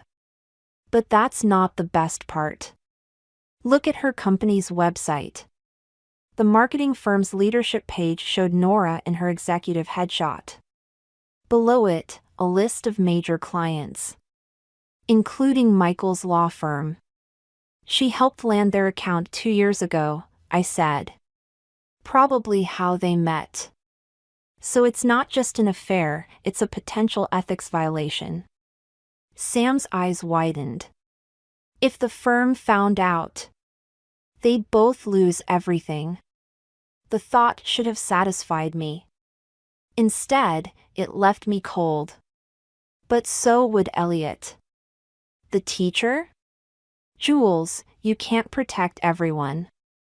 He invited me to the gala. Asked me to help him figure out if he was being paranoid. I pushed away from the desk. You should have seen his face, Sam. He knows something's wrong, but he can't let himself believe it. Like you couldn't? The words hit like a slap. I stood up, pacing. This isn't about me. Isn't it? Sam followed me. You're obsessing over this woman's life, planning this elaborate revenge. When was the last time you actually dealt with how you feel? I feel fine. Really? Because you look like you haven't slept in days. The doorbell rang before I could respond. Through the window, I saw Michael's car in the driveway, home early for once. Hide this, I hissed, closing the laptop. Act normal. Michael walked in as Sam was gathering the takeout containers. Ladies' night again? Just catching up, Sam said, her voice carefully neutral. I was just leaving. Stay, he said. I brought work home, but I'd love to hear what you two are up to. The casual line made my stomach turn. I watched him head upstairs to change, wondering how many times he'd said those exact words before meeting Nora. I can't keep doing this, I whispered once he was gone. Pretending everything's normal while they. Then don't. Sam gripped my shoulders. Confront him. Tell him what you know. Or better yet, tell Elliot. Let him be the one to blow it all up. No. I pulled away. The gala's in 2 days. Everyone will be there, the firm's partners, Nora's clients, their whole social circle. I picked up the invitation. If they want to play happy couples in public, let's give them a show they'll never forget. Jules. I've made up my mind. Sam studied me for a long moment. You know what scares me? I can't tell if you're trying to get justice or just trying to hurt them as much as they hurt you. Maybe there's no difference anymore. Upstairs, I heard Michael on the phone, another work call, no doubt. Another lie in an endless chain of deceptions. Sam gathered her things, pausing at the door. Just remember what you said about Elliot. About collateral damage. I remember. And? I looked at the invitation again, at Nora's name in elegant script. Sometimes you have to break things to fix them. Sam left, and I stood alone in my kitchen, listening to my husband lie to his lover while planning their next meeting. 2 days until the gala. 2 days until I turned their perfect world upside down. Let them have their secrets for now. Soon enough, everyone would know the truth. The grand ballroom of the Riverside Hotel sparkled with champagne flutes and fake smiles. I adjusted my black dress, borrowed from Sam, who'd called 3 times already to ask if I was sure about this. I'd stopped answering after the second call. The USB drive in my clutch felt like it weighed 1,000 pounds. 3 minutes of video, dozens of photos, and a detailed timeline of meetings, hotel receipts, and social media breadcrumbs. Everything needed to destroy 2 marriages and at least 1 career. Nora commanded the room from a raised platform, perfect in her designer gown, introducing the evening's charitable cause. Behind her, a massive screen displayed the school's logo. The same screen that would soon show something very different. Juliet. Elliot appeared beside me, genuine warmth in his smile. You came. Is your husband here? He's running late. Another lie to add to the pile. Michael had left hours ago, claiming he needed to review contracts before Monday. Nora's been so stressed about tonight. Elliot watched his wife with obvious pride. Biggest fundraiser of the year. My fingers tightened around my clutch. She seems to handle pressure well. That's my girl. He beamed as Nora finished her speech to enthusiastic applause. Listen, would you mind if I introduced you? She'd love to meet another professional woman who... Elliot. My voice cracked. Don't. He turned, confusion crossing his face. What's wrong? Before I could respond, I saw Michael slip into the ballroom through a side door.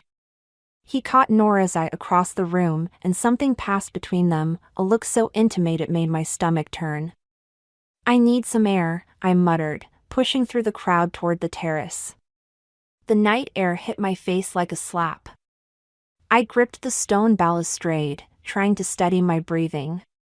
Below, the hotel's gardens stretched into darkness, and I wondered if I could just walk away. Disappear into the night and leave them to their lies. Jules?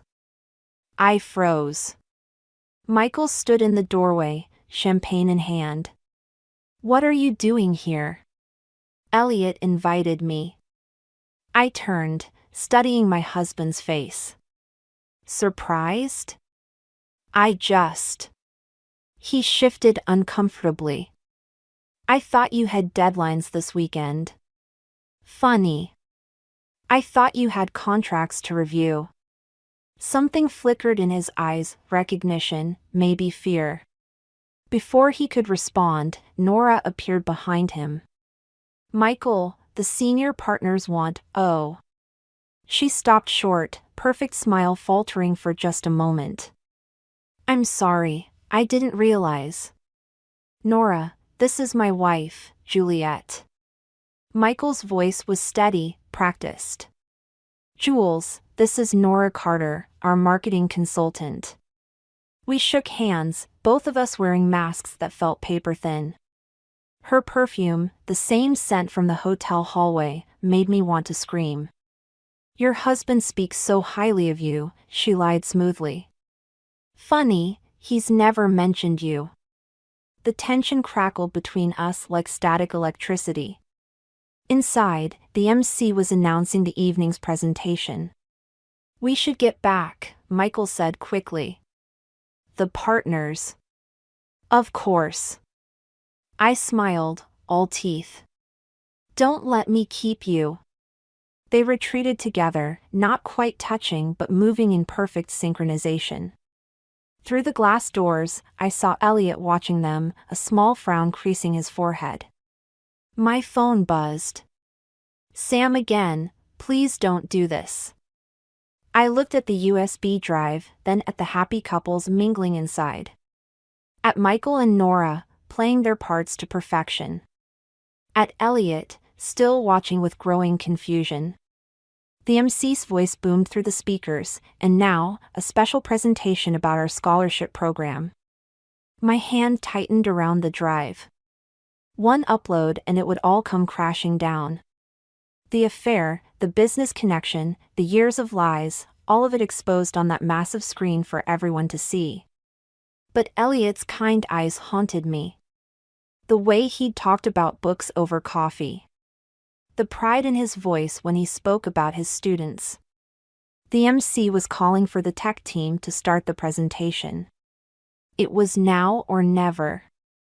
I looked down at the garden again, at the darkness that promised escape. Then I straightened my shoulders and walked back inside, clutch held tight against my racing heart. Sometimes the worst revenge isn't what you do to others, it's what you force them to do to themselves. I found them in the hotel's conservatory, away from the crowd. Michael's hand rested on Nora's lower back as they whispered together, their faces close. The USB drive felt heavy in my hand as I stepped into the moonlit space. Don't let me interrupt. They jumped apart like guilty teenagers. Michael's tie was slightly askew, the same tie I'd bought him for our anniversary last year. Jules, he started. 3 years. My voice sounded strange even to me. 3 years of lies, and you couldn't even pick a different hotel. Nora's perfect composure cracked. How did you? Room 1542. Every Thursday. Sometimes Tuesdays. I moved closer, watching their faces. The housekeeper remembers you both. She was very helpful. Michael stepped forward. We can explain. Can you explain the firm's ethics policy on sleeping with marketing executives who handle their accounts? I turned to Nora. Or should we ask your board of directors about that? The color drained from her face. You wouldn't. I have everything. I held up the drive. The hotel receipts. The messages. The timeline of meetings that mysteriously align with your business relationship. One email to the right people and... Stop. Michael's voice shook. Please, just... Stop. Why should I? You didn't stop when I needed you. When I was waiting up nights, believing your lies about work. I looked at Nora. Did he tell you I miscarried last year? While you were together in that hotel room, I was losing our baby alone. Nora flinched. I didn't know. Of course you didn't. Because you only saw what you wanted to see. Both of you. Footsteps echoed from the hallway. We all turned as Elliot appeared in the doorway, confusion etched on his face. Nora? The presentation's about to, what's going on?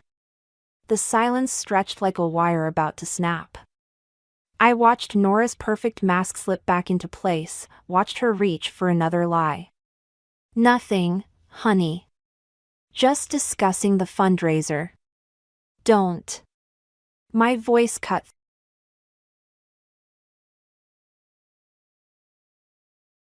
Moved between us, understanding dawning slowly. Juliet. I held out the USB drive. Everything you've been afraid to ask about is on here. Every late night. Every business trip. Every lie. Michael lunged for the drive, but I stepped back. Jules, think about what you're doing. I have thought about it. For weeks, I've thought about nothing else. I turned to Elliot. I'm sorry. You deserved better than this.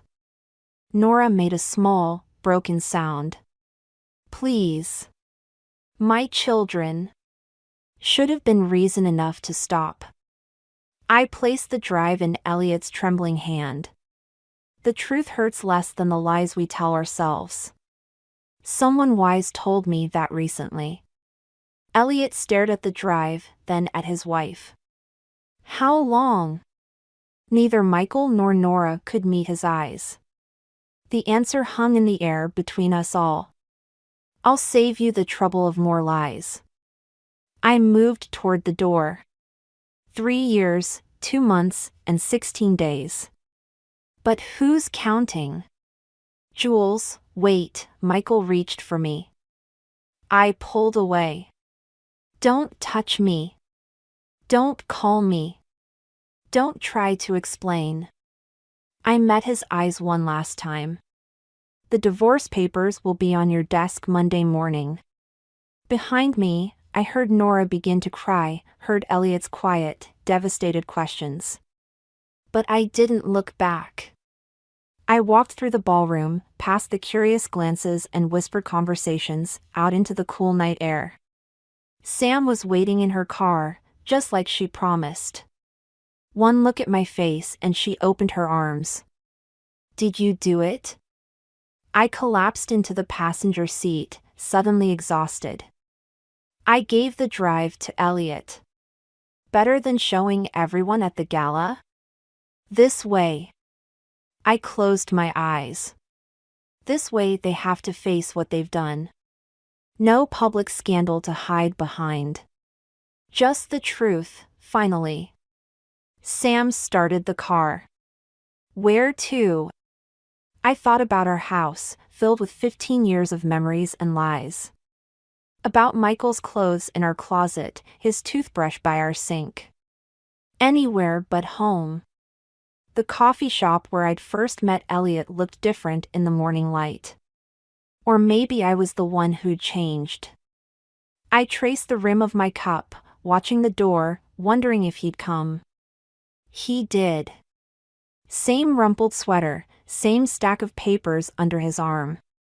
Different eyes though, older somehow, wearier. "Thank you for meeting me," he said, sliding into the seat across from me. "I wasn't sure you'd want to." Neither was I. He ordered coffee, 2 sugars, just like before. Nora moved out yesterday. I heard. The divorce announcements had made several legal blogs. Michael's firm had quietly asked for his resignation the week before. I'm sorry about the children. They're resilient. More than we give them credit for. He pulled something from his bag, the USB drive. I watched it all. Multiple times, actually. Kept thinking maybe I'd missed something, some warning sign. We see what we want to see. Until we can't anymore. He set the drive between us like a boundary marker. The funny thing is, I'd convinced myself I was paranoid. That I was imagining things. Then you walked into this coffee shop. I never meant to. Yes, you did. His voice was gentle but firm. You knew exactly what you were doing. And I'm grateful. That stopped me. Grateful? For the truth. Even though it hurt. Even though it destroyed everything I thought I knew. He smiled sadly. Sometimes destruction is necessary for rebuilding. The barista called out another order, and we both jumped slightly. The normal world felt strange now, after everything. I got a job offer, I said. Design firm in Chicago. Fresh start. You'll take it? I think so. I looked around the coffee shop, at all the lives intersecting and diverging. There's nothing holding me here anymore. Except Sam. She's threatening to follow me. I smiled despite myself. Says she needs new inspiration for her art anyway. Elliot nodded, then reached into his bag again. I have something for you. He pulled out a book, The Great Gatsby. Light reading for dark times? Open it. Inside, he'd written, sometimes we tell ourselves stories to survive. But the truth, however painful, sets us free. Thank you for my freedom. I don't deserve. You do. He stood up, gathering his papers. We all deserve the truth, Juliet. Even when it breaks us. After he left, I sat there for a long time, holding the book, thinking about stories and truth and freedom. My phone buzzed, a text from Michael. Another apology, another plea for conversation. I deleted it without reading. The bell above the door chimed, and Sam walked in, her artist's smock splattered with fresh paint. Ready? She asked. For what? Adventure. Change. Life. She grinned. I found us an apartment in Chicago.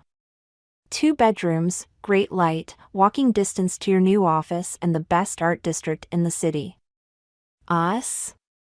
You really think I'd let you do this alone? She sat down, stealing a sip of my coffee. Besides, I hear Chicago has much better dating options than our cheating ex-husbands. Sam. Too soon? I looked at Gatsby on the table, at Elliot's words about freedom. at my sister's paint-stained hands and fierce, protective love. Actually, I said, it's perfect timing. Sam smiled, pulling out her phone to show me apartment photos. As she talked about exposed brick and natural lighting, I thought about Nora and Michael, about lies and consequences. About the stories we tell ourselves to survive. But mostly, I thought about tomorrow, and all the blank pages waiting to be filled.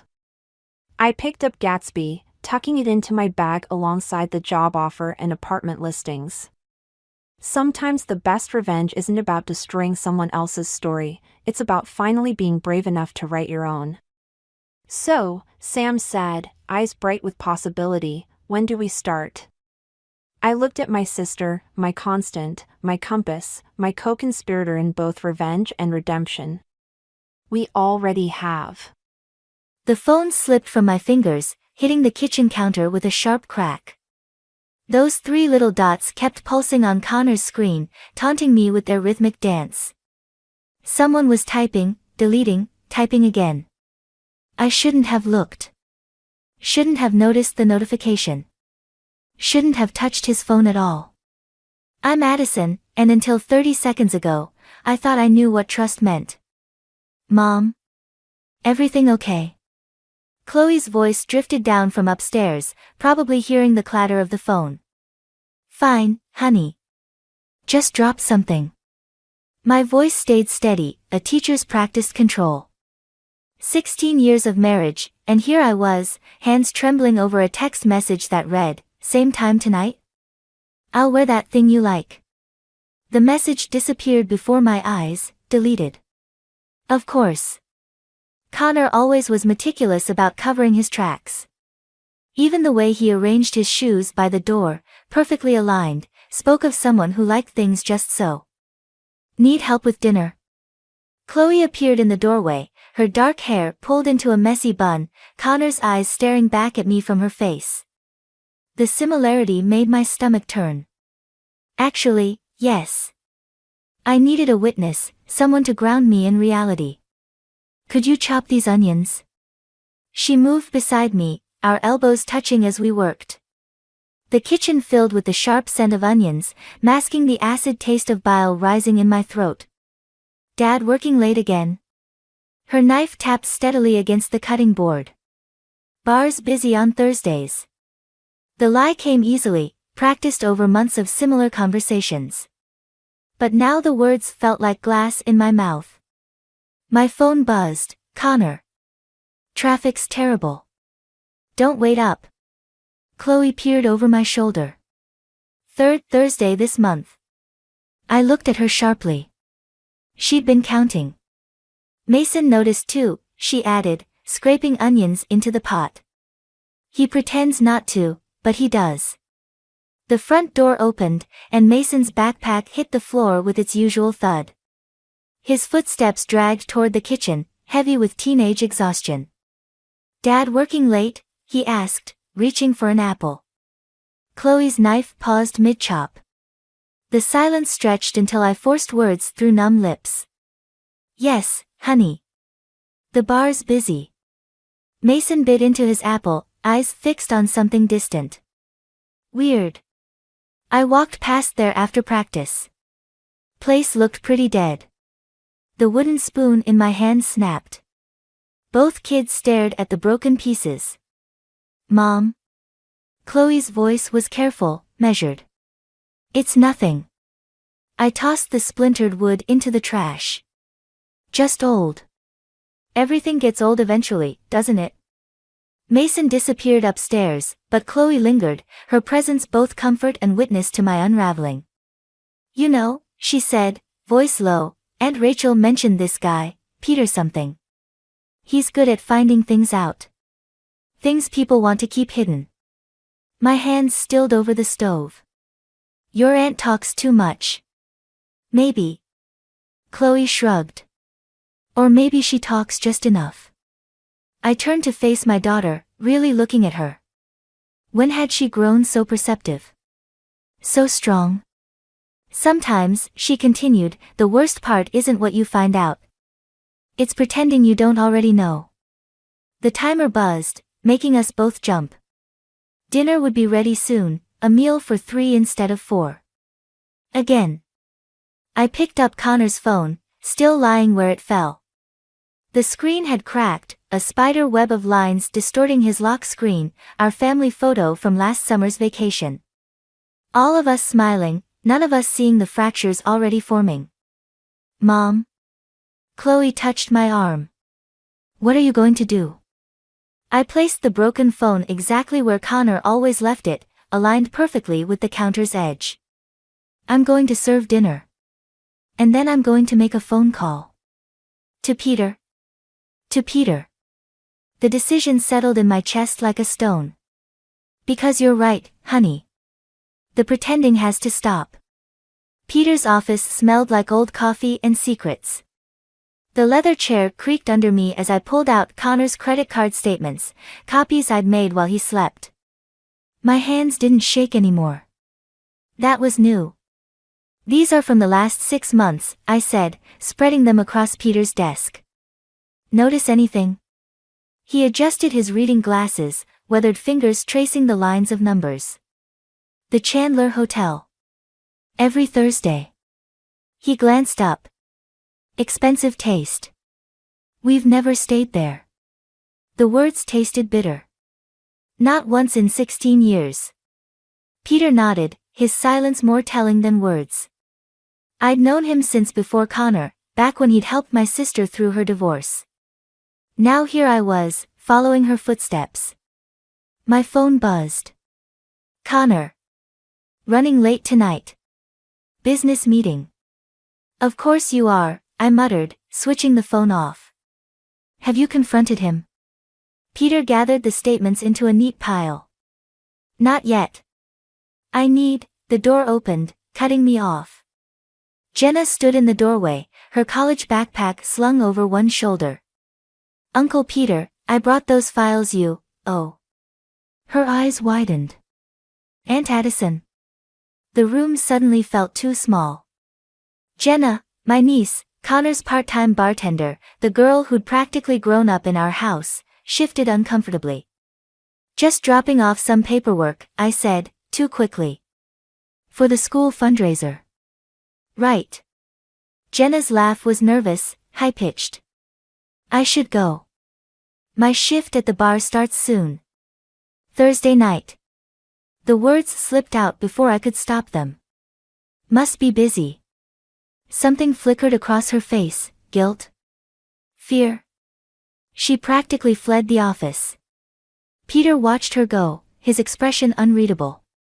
That's interesting. What is? The bar's closed on Thursdays. Has been for months. Renovation work. The room tilted sideways. I gripped the edge of his desk, knuckles white. Connor told me. He said. I know what he said. Peter's voice was gentle. Question is, what are you going to do about it? My phone lit up again, Chloe. Mom, Dad's home early. He's asking questions about where you are. I stood, gathering the statements. I need proof. Real proof. Addison. Peter's tone made me pause. Be careful. Sometimes the truth is worse than we imagine. At home, Connor was in the kitchen, cooking. He only cooked when he felt guilty. Where were you? His smile was perfect, practiced. I tried calling. Parent-teacher conferences. The lie came easily now. You know how it is. He nodded, stirring something that smelled like garlic and deception. Jenna's coming for dinner. Thought it would be nice, family time. My heart stopped. Jenna? Yeah, she seemed upset earlier. Said she could use some family support. Chloe appeared in the doorway, her eyes finding mine. I invited Mason's friend over too. For support. Connor's spatula paused mid-stir. What friend? Jake. His dad's a lawyer. Chloe's voice was innocent, but her message was clear. She was building witnesses. The more the merrier, I said, matching Connor's smile with one of my own. Two could play at this game of perfect families. Later, as everyone gathered around the dinner table, I watched how Jenna wouldn't meet my eyes. How Connor's hand shook slightly as he passed the bread. How Mason kept looking between them, picking up on the tension none of us would name.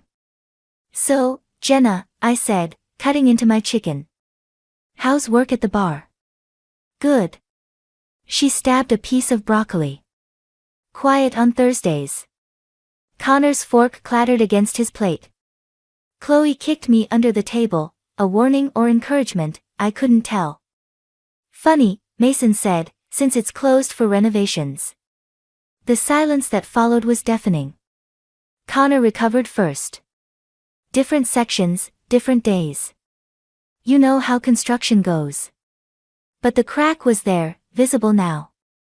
In his voice, in Jenna's rigid posture, in the way everyone at the table suddenly found their plates fascinating. I stood, gathering empty glasses. "Who wants dessert?" I made Connor's favorite. "Actually," Jenna pushed back her chair, "I should go." "But you've barely eaten," Connor protested. Our eyes met across the table, and for a moment, I saw fear in his. He knew.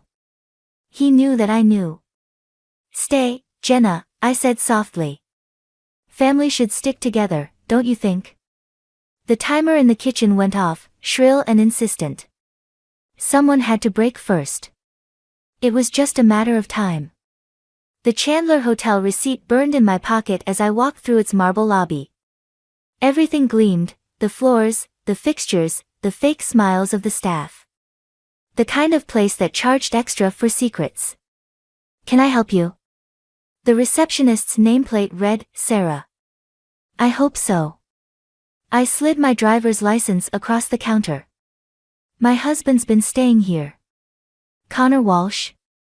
"I need a copy of his latest bill for our tax records." Sarah's fingers hesitated over her keyboard. "I'm sorry, but we can't." "Please." I leaned closer, lowering my voice. "I found charges on our credit card. If there's been fraud, I need to report it." Her expression shifted, sympathy, maybe recognition.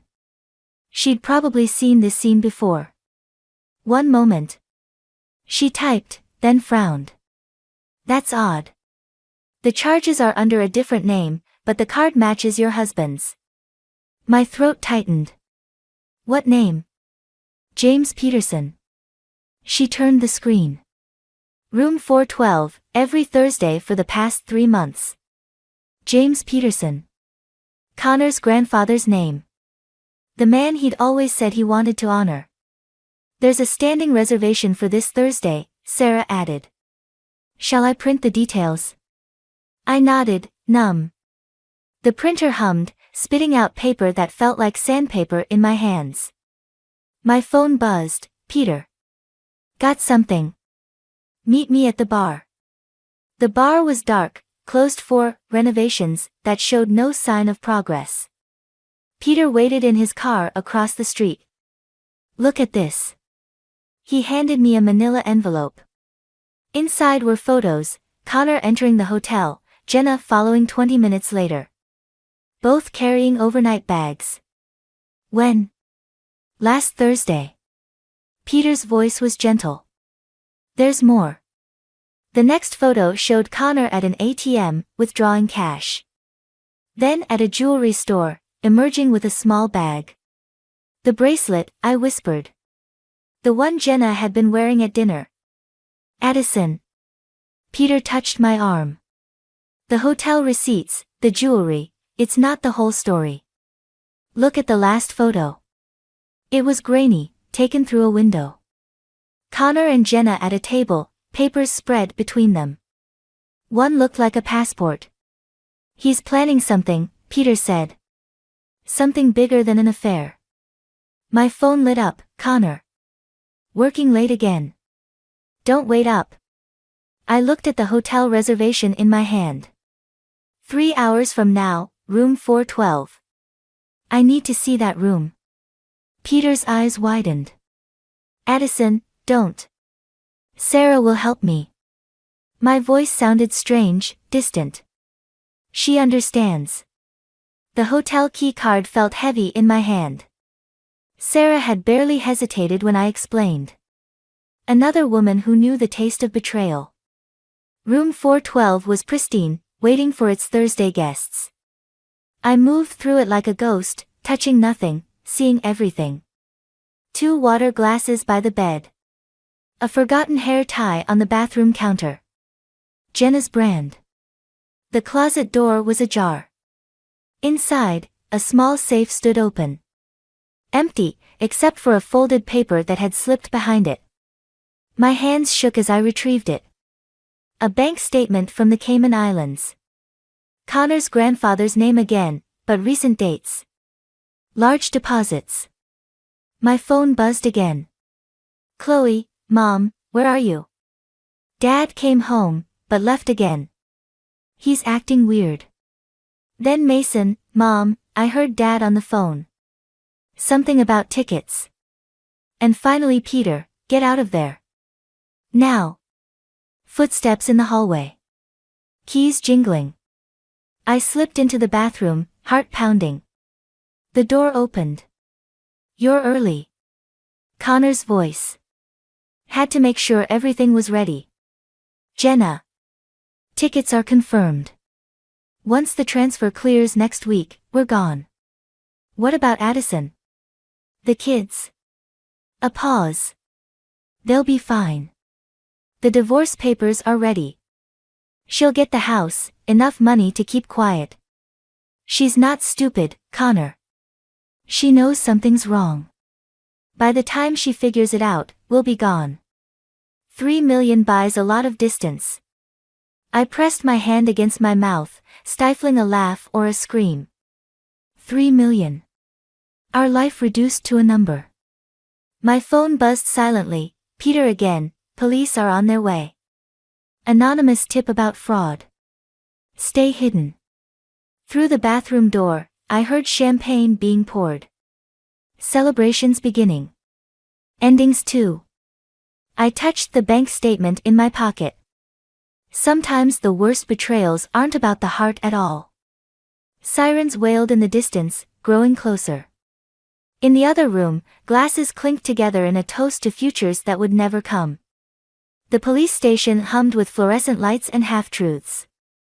I sat across from Detective Morris, the Cayman Islands bank statement between us, while Connor spent his first night in a holding cell. $3 million, Morris said, tapping the paper. That's a lot of renovation money. Funny how expensive lies can be. My voice didn't shake anymore. That should have scared me. Mrs. Walsh, we'll need you to sign these statements. He slid papers across his desk. But there's something else you should know. A knock interrupted us. Jenna stood in the doorway, wearing that damned bracelet. Her eyes were red, mascara smudged. I'm ready to talk, she said. Morris nodded. Have a seat. I stood to leave, but Jenna caught my arm. Stay. Please. You need to hear this. The bracelet glinted under the harsh lights. Connor's grandfather's name echoed in my head, James Peterson. A dead man's identity used to steal from the living. The money, Jenna started, then stopped. Swallowed. It wasn't just from the bar. Morris leaned forward. Go on. Connor. He's been running something bigger. The bar was just a front. She twisted the bracelet around her wrist. I thought I was helping with bookkeeping, but then I saw the real numbers. My phone buzzed. Chloe, Mom, there are people at the house. They're asking about Dad's business partners. Then Mason, Mom, they're taking Dad's computers. Mrs. Walsh. Morris was watching me. Your children are safe. We have officers there. Jenna's voice cracked. I'm so sorry, Aunt Addison. He said if I didn't help, he'd tell everyone about the accident. What accident? She pulled up her sleeve. Above the bracelet, a long scar traced her forearm. Last year, at the bar. A customer got rough. Connor. He handled it. Said he'd protect me, but then he started asking for favors. The room tilted sideways. Connor, my Connor, who color-coded his sock drawer and remembered every anniversary. Who apparently buried bodies and laundered money. The hotel meetings, I said, were for business. Jenna's laugh was hollow. The kind you can't do in broad daylight.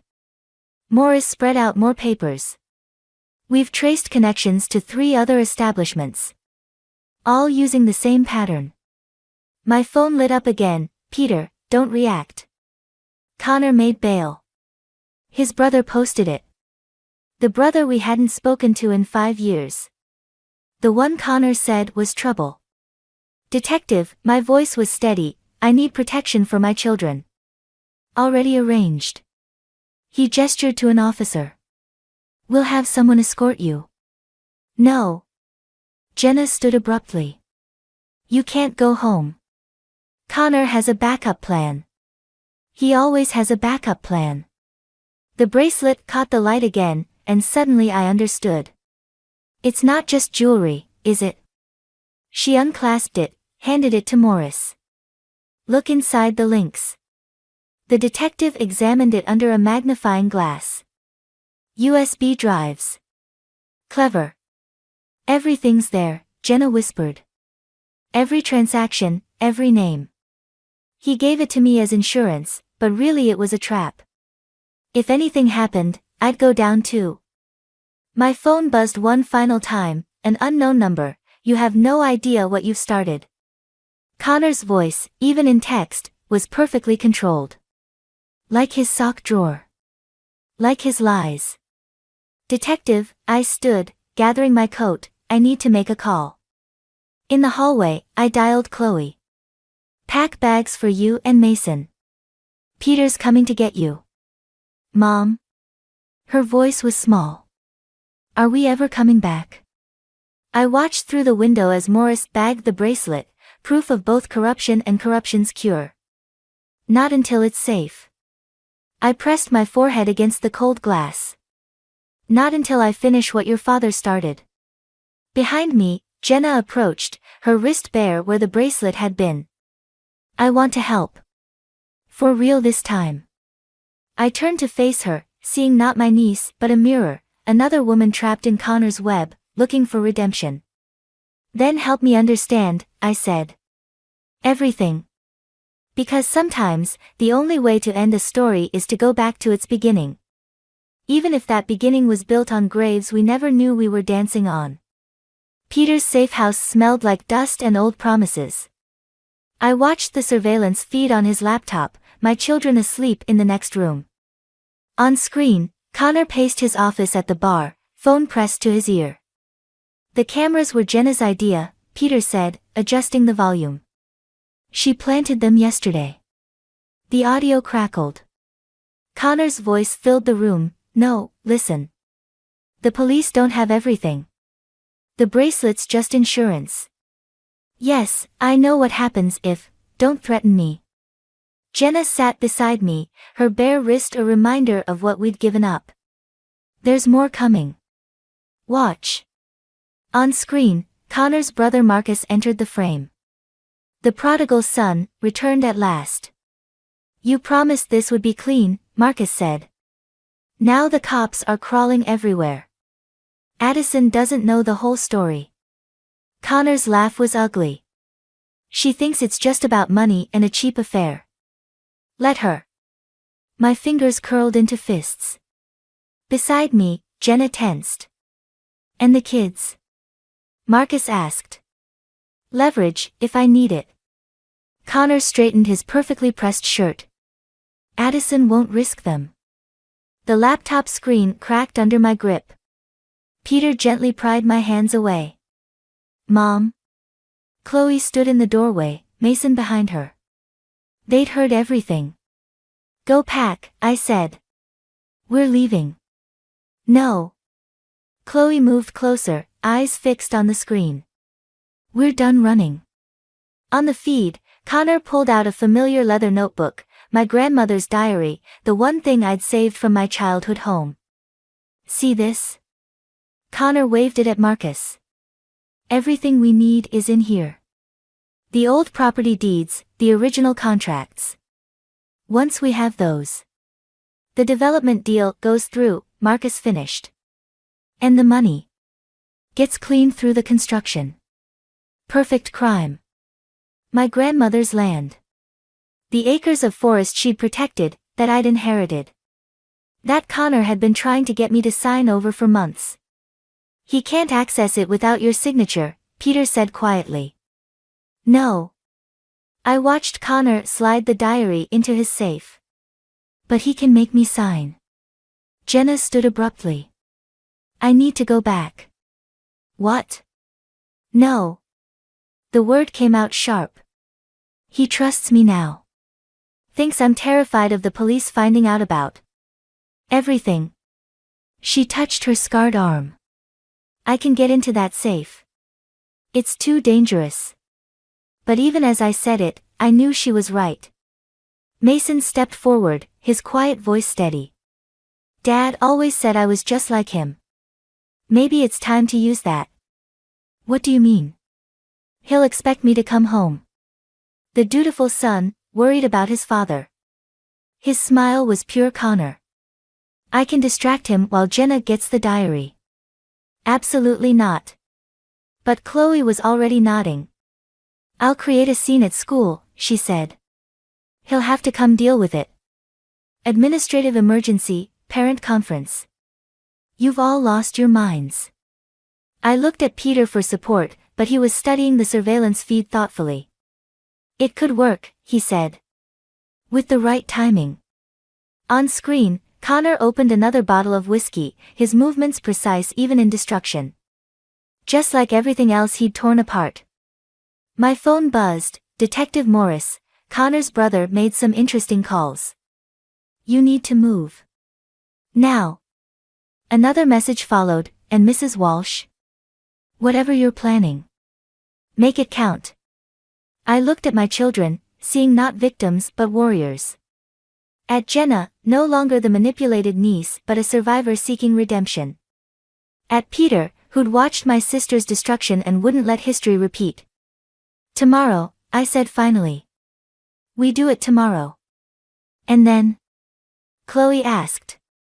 I watched Connor on screen, drinking to victories he hadn't won yet. Then we take everything. Not just the diary or the evidence. Everything. Because sometimes revenge isn't about destruction. Sometimes it's about reconstruction, building something stronger from the ashes of what was burned. Mom? Mason's voice was soft. Are we bad people for doing this? No, honey. I pulled him close, feeling Chloe and Jenna join the embrace. We're just finally playing by his rules. On the laptop, Connor raised his glass in a silent toast, unaware that his perfect plan was about to meet its perfect destruction. The plan fell apart like everything else in my life, quickly and without mercy. I stood in Connor's office, my grandmother's diary clutched to my chest, while Mason lay unconscious on the floor. The cut above his eye still bled. Sit down, Addison. Connor's voice was silk over steel. The gun in his hand didn't waver. He's 14, I whispered. He's your son. He's a liability. Like mother, like son. He gestured to the chair. Now sit. Through the office window, I could see Jenna being led away by Marcus, her attempt to crack the safe having failed spectacularly. Chloe's diversionary tactic at school had only bought us minutes, not the hours we'd needed. The diary. Connor held out his free hand. Unless you want Mason to wake up with more than just a headache. My fingers traced the worn leather cover. Inside were the property deeds, the contracts, my grandmother's legacy. And now, Connor's ticket to millions. You never loved me, did you? The question surprised us both. His laugh was familiar, yet strange. I loved what you represented. The perfect wife, the perfect cover. He stepped closer. Sign the papers, and this ends quietly. Like that customer at the bar. The one Jenna told me about. Something flickered in his eyes. She should have kept her mouth shut. Like you kept quiet about the money laundering. The development deals. Careful, darling. The gun shifted toward Mason. You're not the only one with evidence. My phone buzzed in my pocket. Peter's signal, the police were in position. I just needed to keep Connor talking. Why Jenna? The question had haunted me for weeks. Because she was easy. Vulnerable. Just like you were, 16 years ago. His smile turned cruel. Remember? The grieving teacher, so lost after her grandmother's death. So eager for someone to take control. Mason stirred, groaning. Connor's finger tightened on the trigger. The papers, Addison. Now. I placed the diary on his desk, opened it to the marked page. My hands didn't shake as I picked up the pen. That's my girl. Connor's voice dripped satisfaction. Always so. The window exploded inward. Connor fired, once, twice. I threw myself over Mason as glass rained down. Police. Drop the weapon. But Connor was already moving, grabbing the diary with one hand, shooting with the other. I heard Peter shout, heard returning fire. Then silence. I lifted my head. Connor was gone, taking the diary with him. Blood stained the carpet where I knelt, Mason's, mine, maybe both. Mom? Mason's eyes fluttered open. Did we get it? I helped him sit up, checking his wound. No, baby. We didn't. But I saw Jenna. He winced. Before Dad hit me. She had something in her hand. Peter burst through the door, gun drawn. Addison. Are you? He's gone. I pressed my sleeve against Mason's cut. He has the diary. Peter holstered his weapon, a strange smile playing at his lips. Does he? From his jacket, he pulled out familiar worn leather. My grandmother's diary. How? The one Connor took was a copy. Jenna appeared in the doorway, Marcus notably absent. We switched them last week. The real documents are safe. But the safe. My head spun. The plan was exactly what Connor expected. Peter helped Mason to his feet. So we gave him what he wanted to see. Through the broken window, sirens wailed. Connor would be running, thinking he had won. Thinking he had destroyed me one final time. Mom? Mason leaned against me. What happens now? I opened the diary, passed the property deeds to the last page. There, in my grandmother's handwriting, was a name I hadn't seen in years. A name Connor didn't know about. Now, I said, we finish this. For real. Because sometimes rock bottom isn't where you end. Sometimes it's where you finally see the truth, not just about others, but about yourself. And what I saw was crystal clear. Connor hadn't married a victim 16 years ago. He'd married a survivor. He just didn't know it yet. The Chandler Hotel's penthouse suite looked different in daylight. Colder. Like Connor's smile as he watched me enter, his fake diary still clutched in his hand. I wondered how long it would take you to find me. He poured 2 glasses of whiskey. Always the perfect host. Where's Marcus? Gone. With the money. Connor's laugh held no humor. Turns out betrayal runs in the family. I moved closer, noting the packed bags by the door. Like father, like son. Speaking of sons. He slid one glass toward me. How's Mason's head? My fingers itched to grab the crystal tumbler and smash it into his perfect teeth. Instead, I pulled out my phone, playing the video Jenna had recorded last year, the accident at the bar. Connor's expression didn't change as he watched himself push the drunk customer down the stairs. Watched Jenna scream. watched himself stage the scene. Insurance, he said simply. Like everything else. Including me. Especially you. He closed the diary. Though I have to admit, you surprised me. All these years, I thought you were just convenient. Movement in the hallway caught my eye, Peter's signal. Everything was in place. The property deeds, I said. They're worthless without my signature. About that. Connor's smile widened. Remember our anniversary trip to Vegas? That contract you signed while slightly intoxicated? My blood ran cold. You didn't. Power of attorney. Limited, but enough. He pulled out another document. Everything transfers tomorrow. The land, the development rights, all of it. There's just one problem. I finally picked up the whiskey glass. You're reading the wrong diary. The door burst open. Detective Morris entered, followed by Peter and, most surprisingly, Marcus. Hello, brother, Marcus said. Sorry about the money. Had to make it look good. Connor's composure cracked. What? I opened my grandmother's real diary to the last page. Remember when you asked about my grandfather?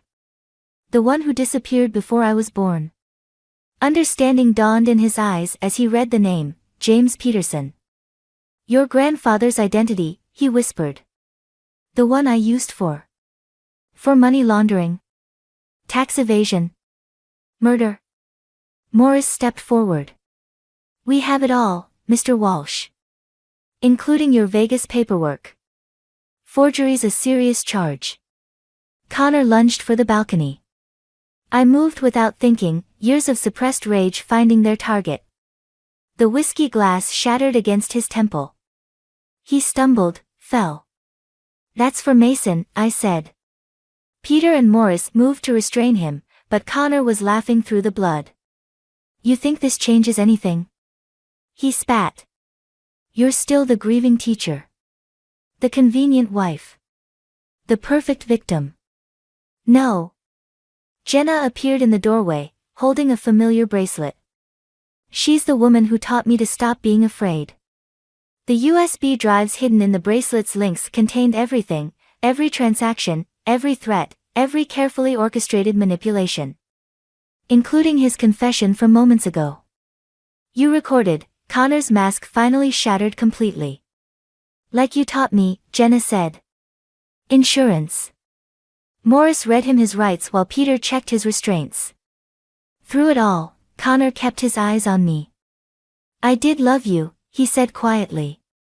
In my way. I know. I gathered the real diary, the evidence of his crimes.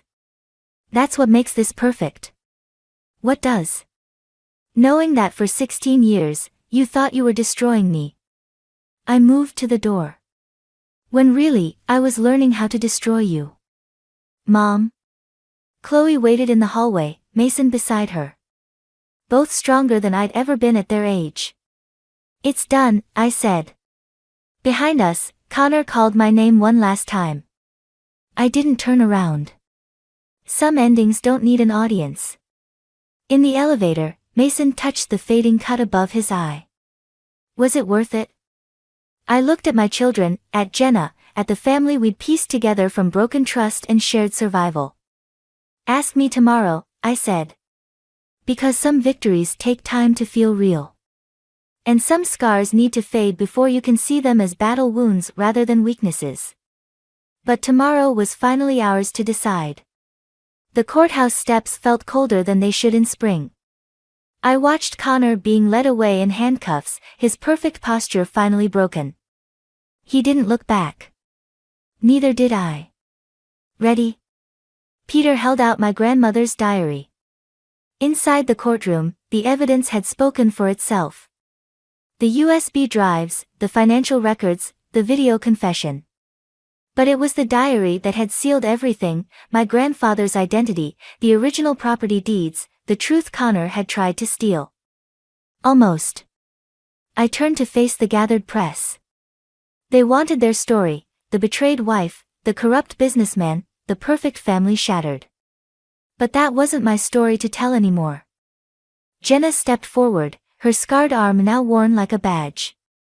I'll handle the statements. You don't have to, I said. I do. She squared her shoulders. For both of us. Mason touched the fading cut above his eye. Can we go home now? Home. Not the house Connor had chosen, with its perfect lawn and carefully arranged furniture. Something new. Something ours. Actually, Chloe pulled out a set of keys, my grandmother's old house keys. I have an idea about that. The property stretched before us, acres of forest Connor had tried to steal. The old house stood exactly as I remembered, waiting. It needs work, Peter observed. Good. I watched Mason wander toward the creek where I'd played as a child. We need something to build. Mom? Chloe's voice was hesitant. There's something else you should know. She handed me her phone. On screen was a message from Connor's brother Marcus. The money he stole from you, I found it. All of it. What do you want to do? Peter asked. I looked at my children, at Jenna, at the home that had sheltered 3 generations of survivors. I want to build something he can't break. The contractor arrived that afternoon. As she surveyed the property, I opened the diary one last time. Past the deeds and documents, past the evidence that had destroyed Connor's empire, to a letter I'd never shown anyone. Not even in court. My dearest Addison, my grandmother's handwriting flowed across the page. By the time you read this, you'll understand why your grandfather disappeared. Why I had to protect what was ours. Sometimes the greatest act of love is knowing when to fight back. Mom? Mason called from the creek. Look what I found. He held up a piece of sea glass, smoothed by water and time. Green, like his eyes. Like Connor's eyes. Keep it, I said. Some things are worth remembering. Even the bad stuff. Especially the bad stuff. I touched his healed cut. It shows us who we really are. Jenna joined us, her phone buzzing with interview requests. They want to know what happens next. Tell them the truth, Chloe said. Tell them we're building something. The contractor's estimate arrived, repairs, renovations, new beginnings. All funded by Connor's hidden accounts, now frozen and seized. Justice had a price tag, after all. There's one more thing, Peter said quietly. He handed me an envelope, divorce papers, already signed. Connor's final surrender. I didn't open them. Some endings don't need witnesses. Instead, I watched my family explore their new home. Mason by the creek, finding pieces of the past. Chloe on the porch, planning the future. Jenna with her camera, documenting everything Connor had failed to destroy. You know, Peter said, revenge usually leaves people empty. This isn't revenge. I picked up a piece of sea glass Mason had missed. This is reconstruction. The sun set behind the trees Connor had tried to sell, casting shadows that looked like possibilities. Tomorrow would bring contractors and questions, reporters and responsibilities. But tonight, in this moment, I held my grandmother's diary and my children's future in the same hands. And neither felt heavy anymore. Because sometimes the greatest victory isn't in destroying what hurt you. It's in building something so strong, so beautiful, that the hurt becomes just another layer in its foundation. And we were already building.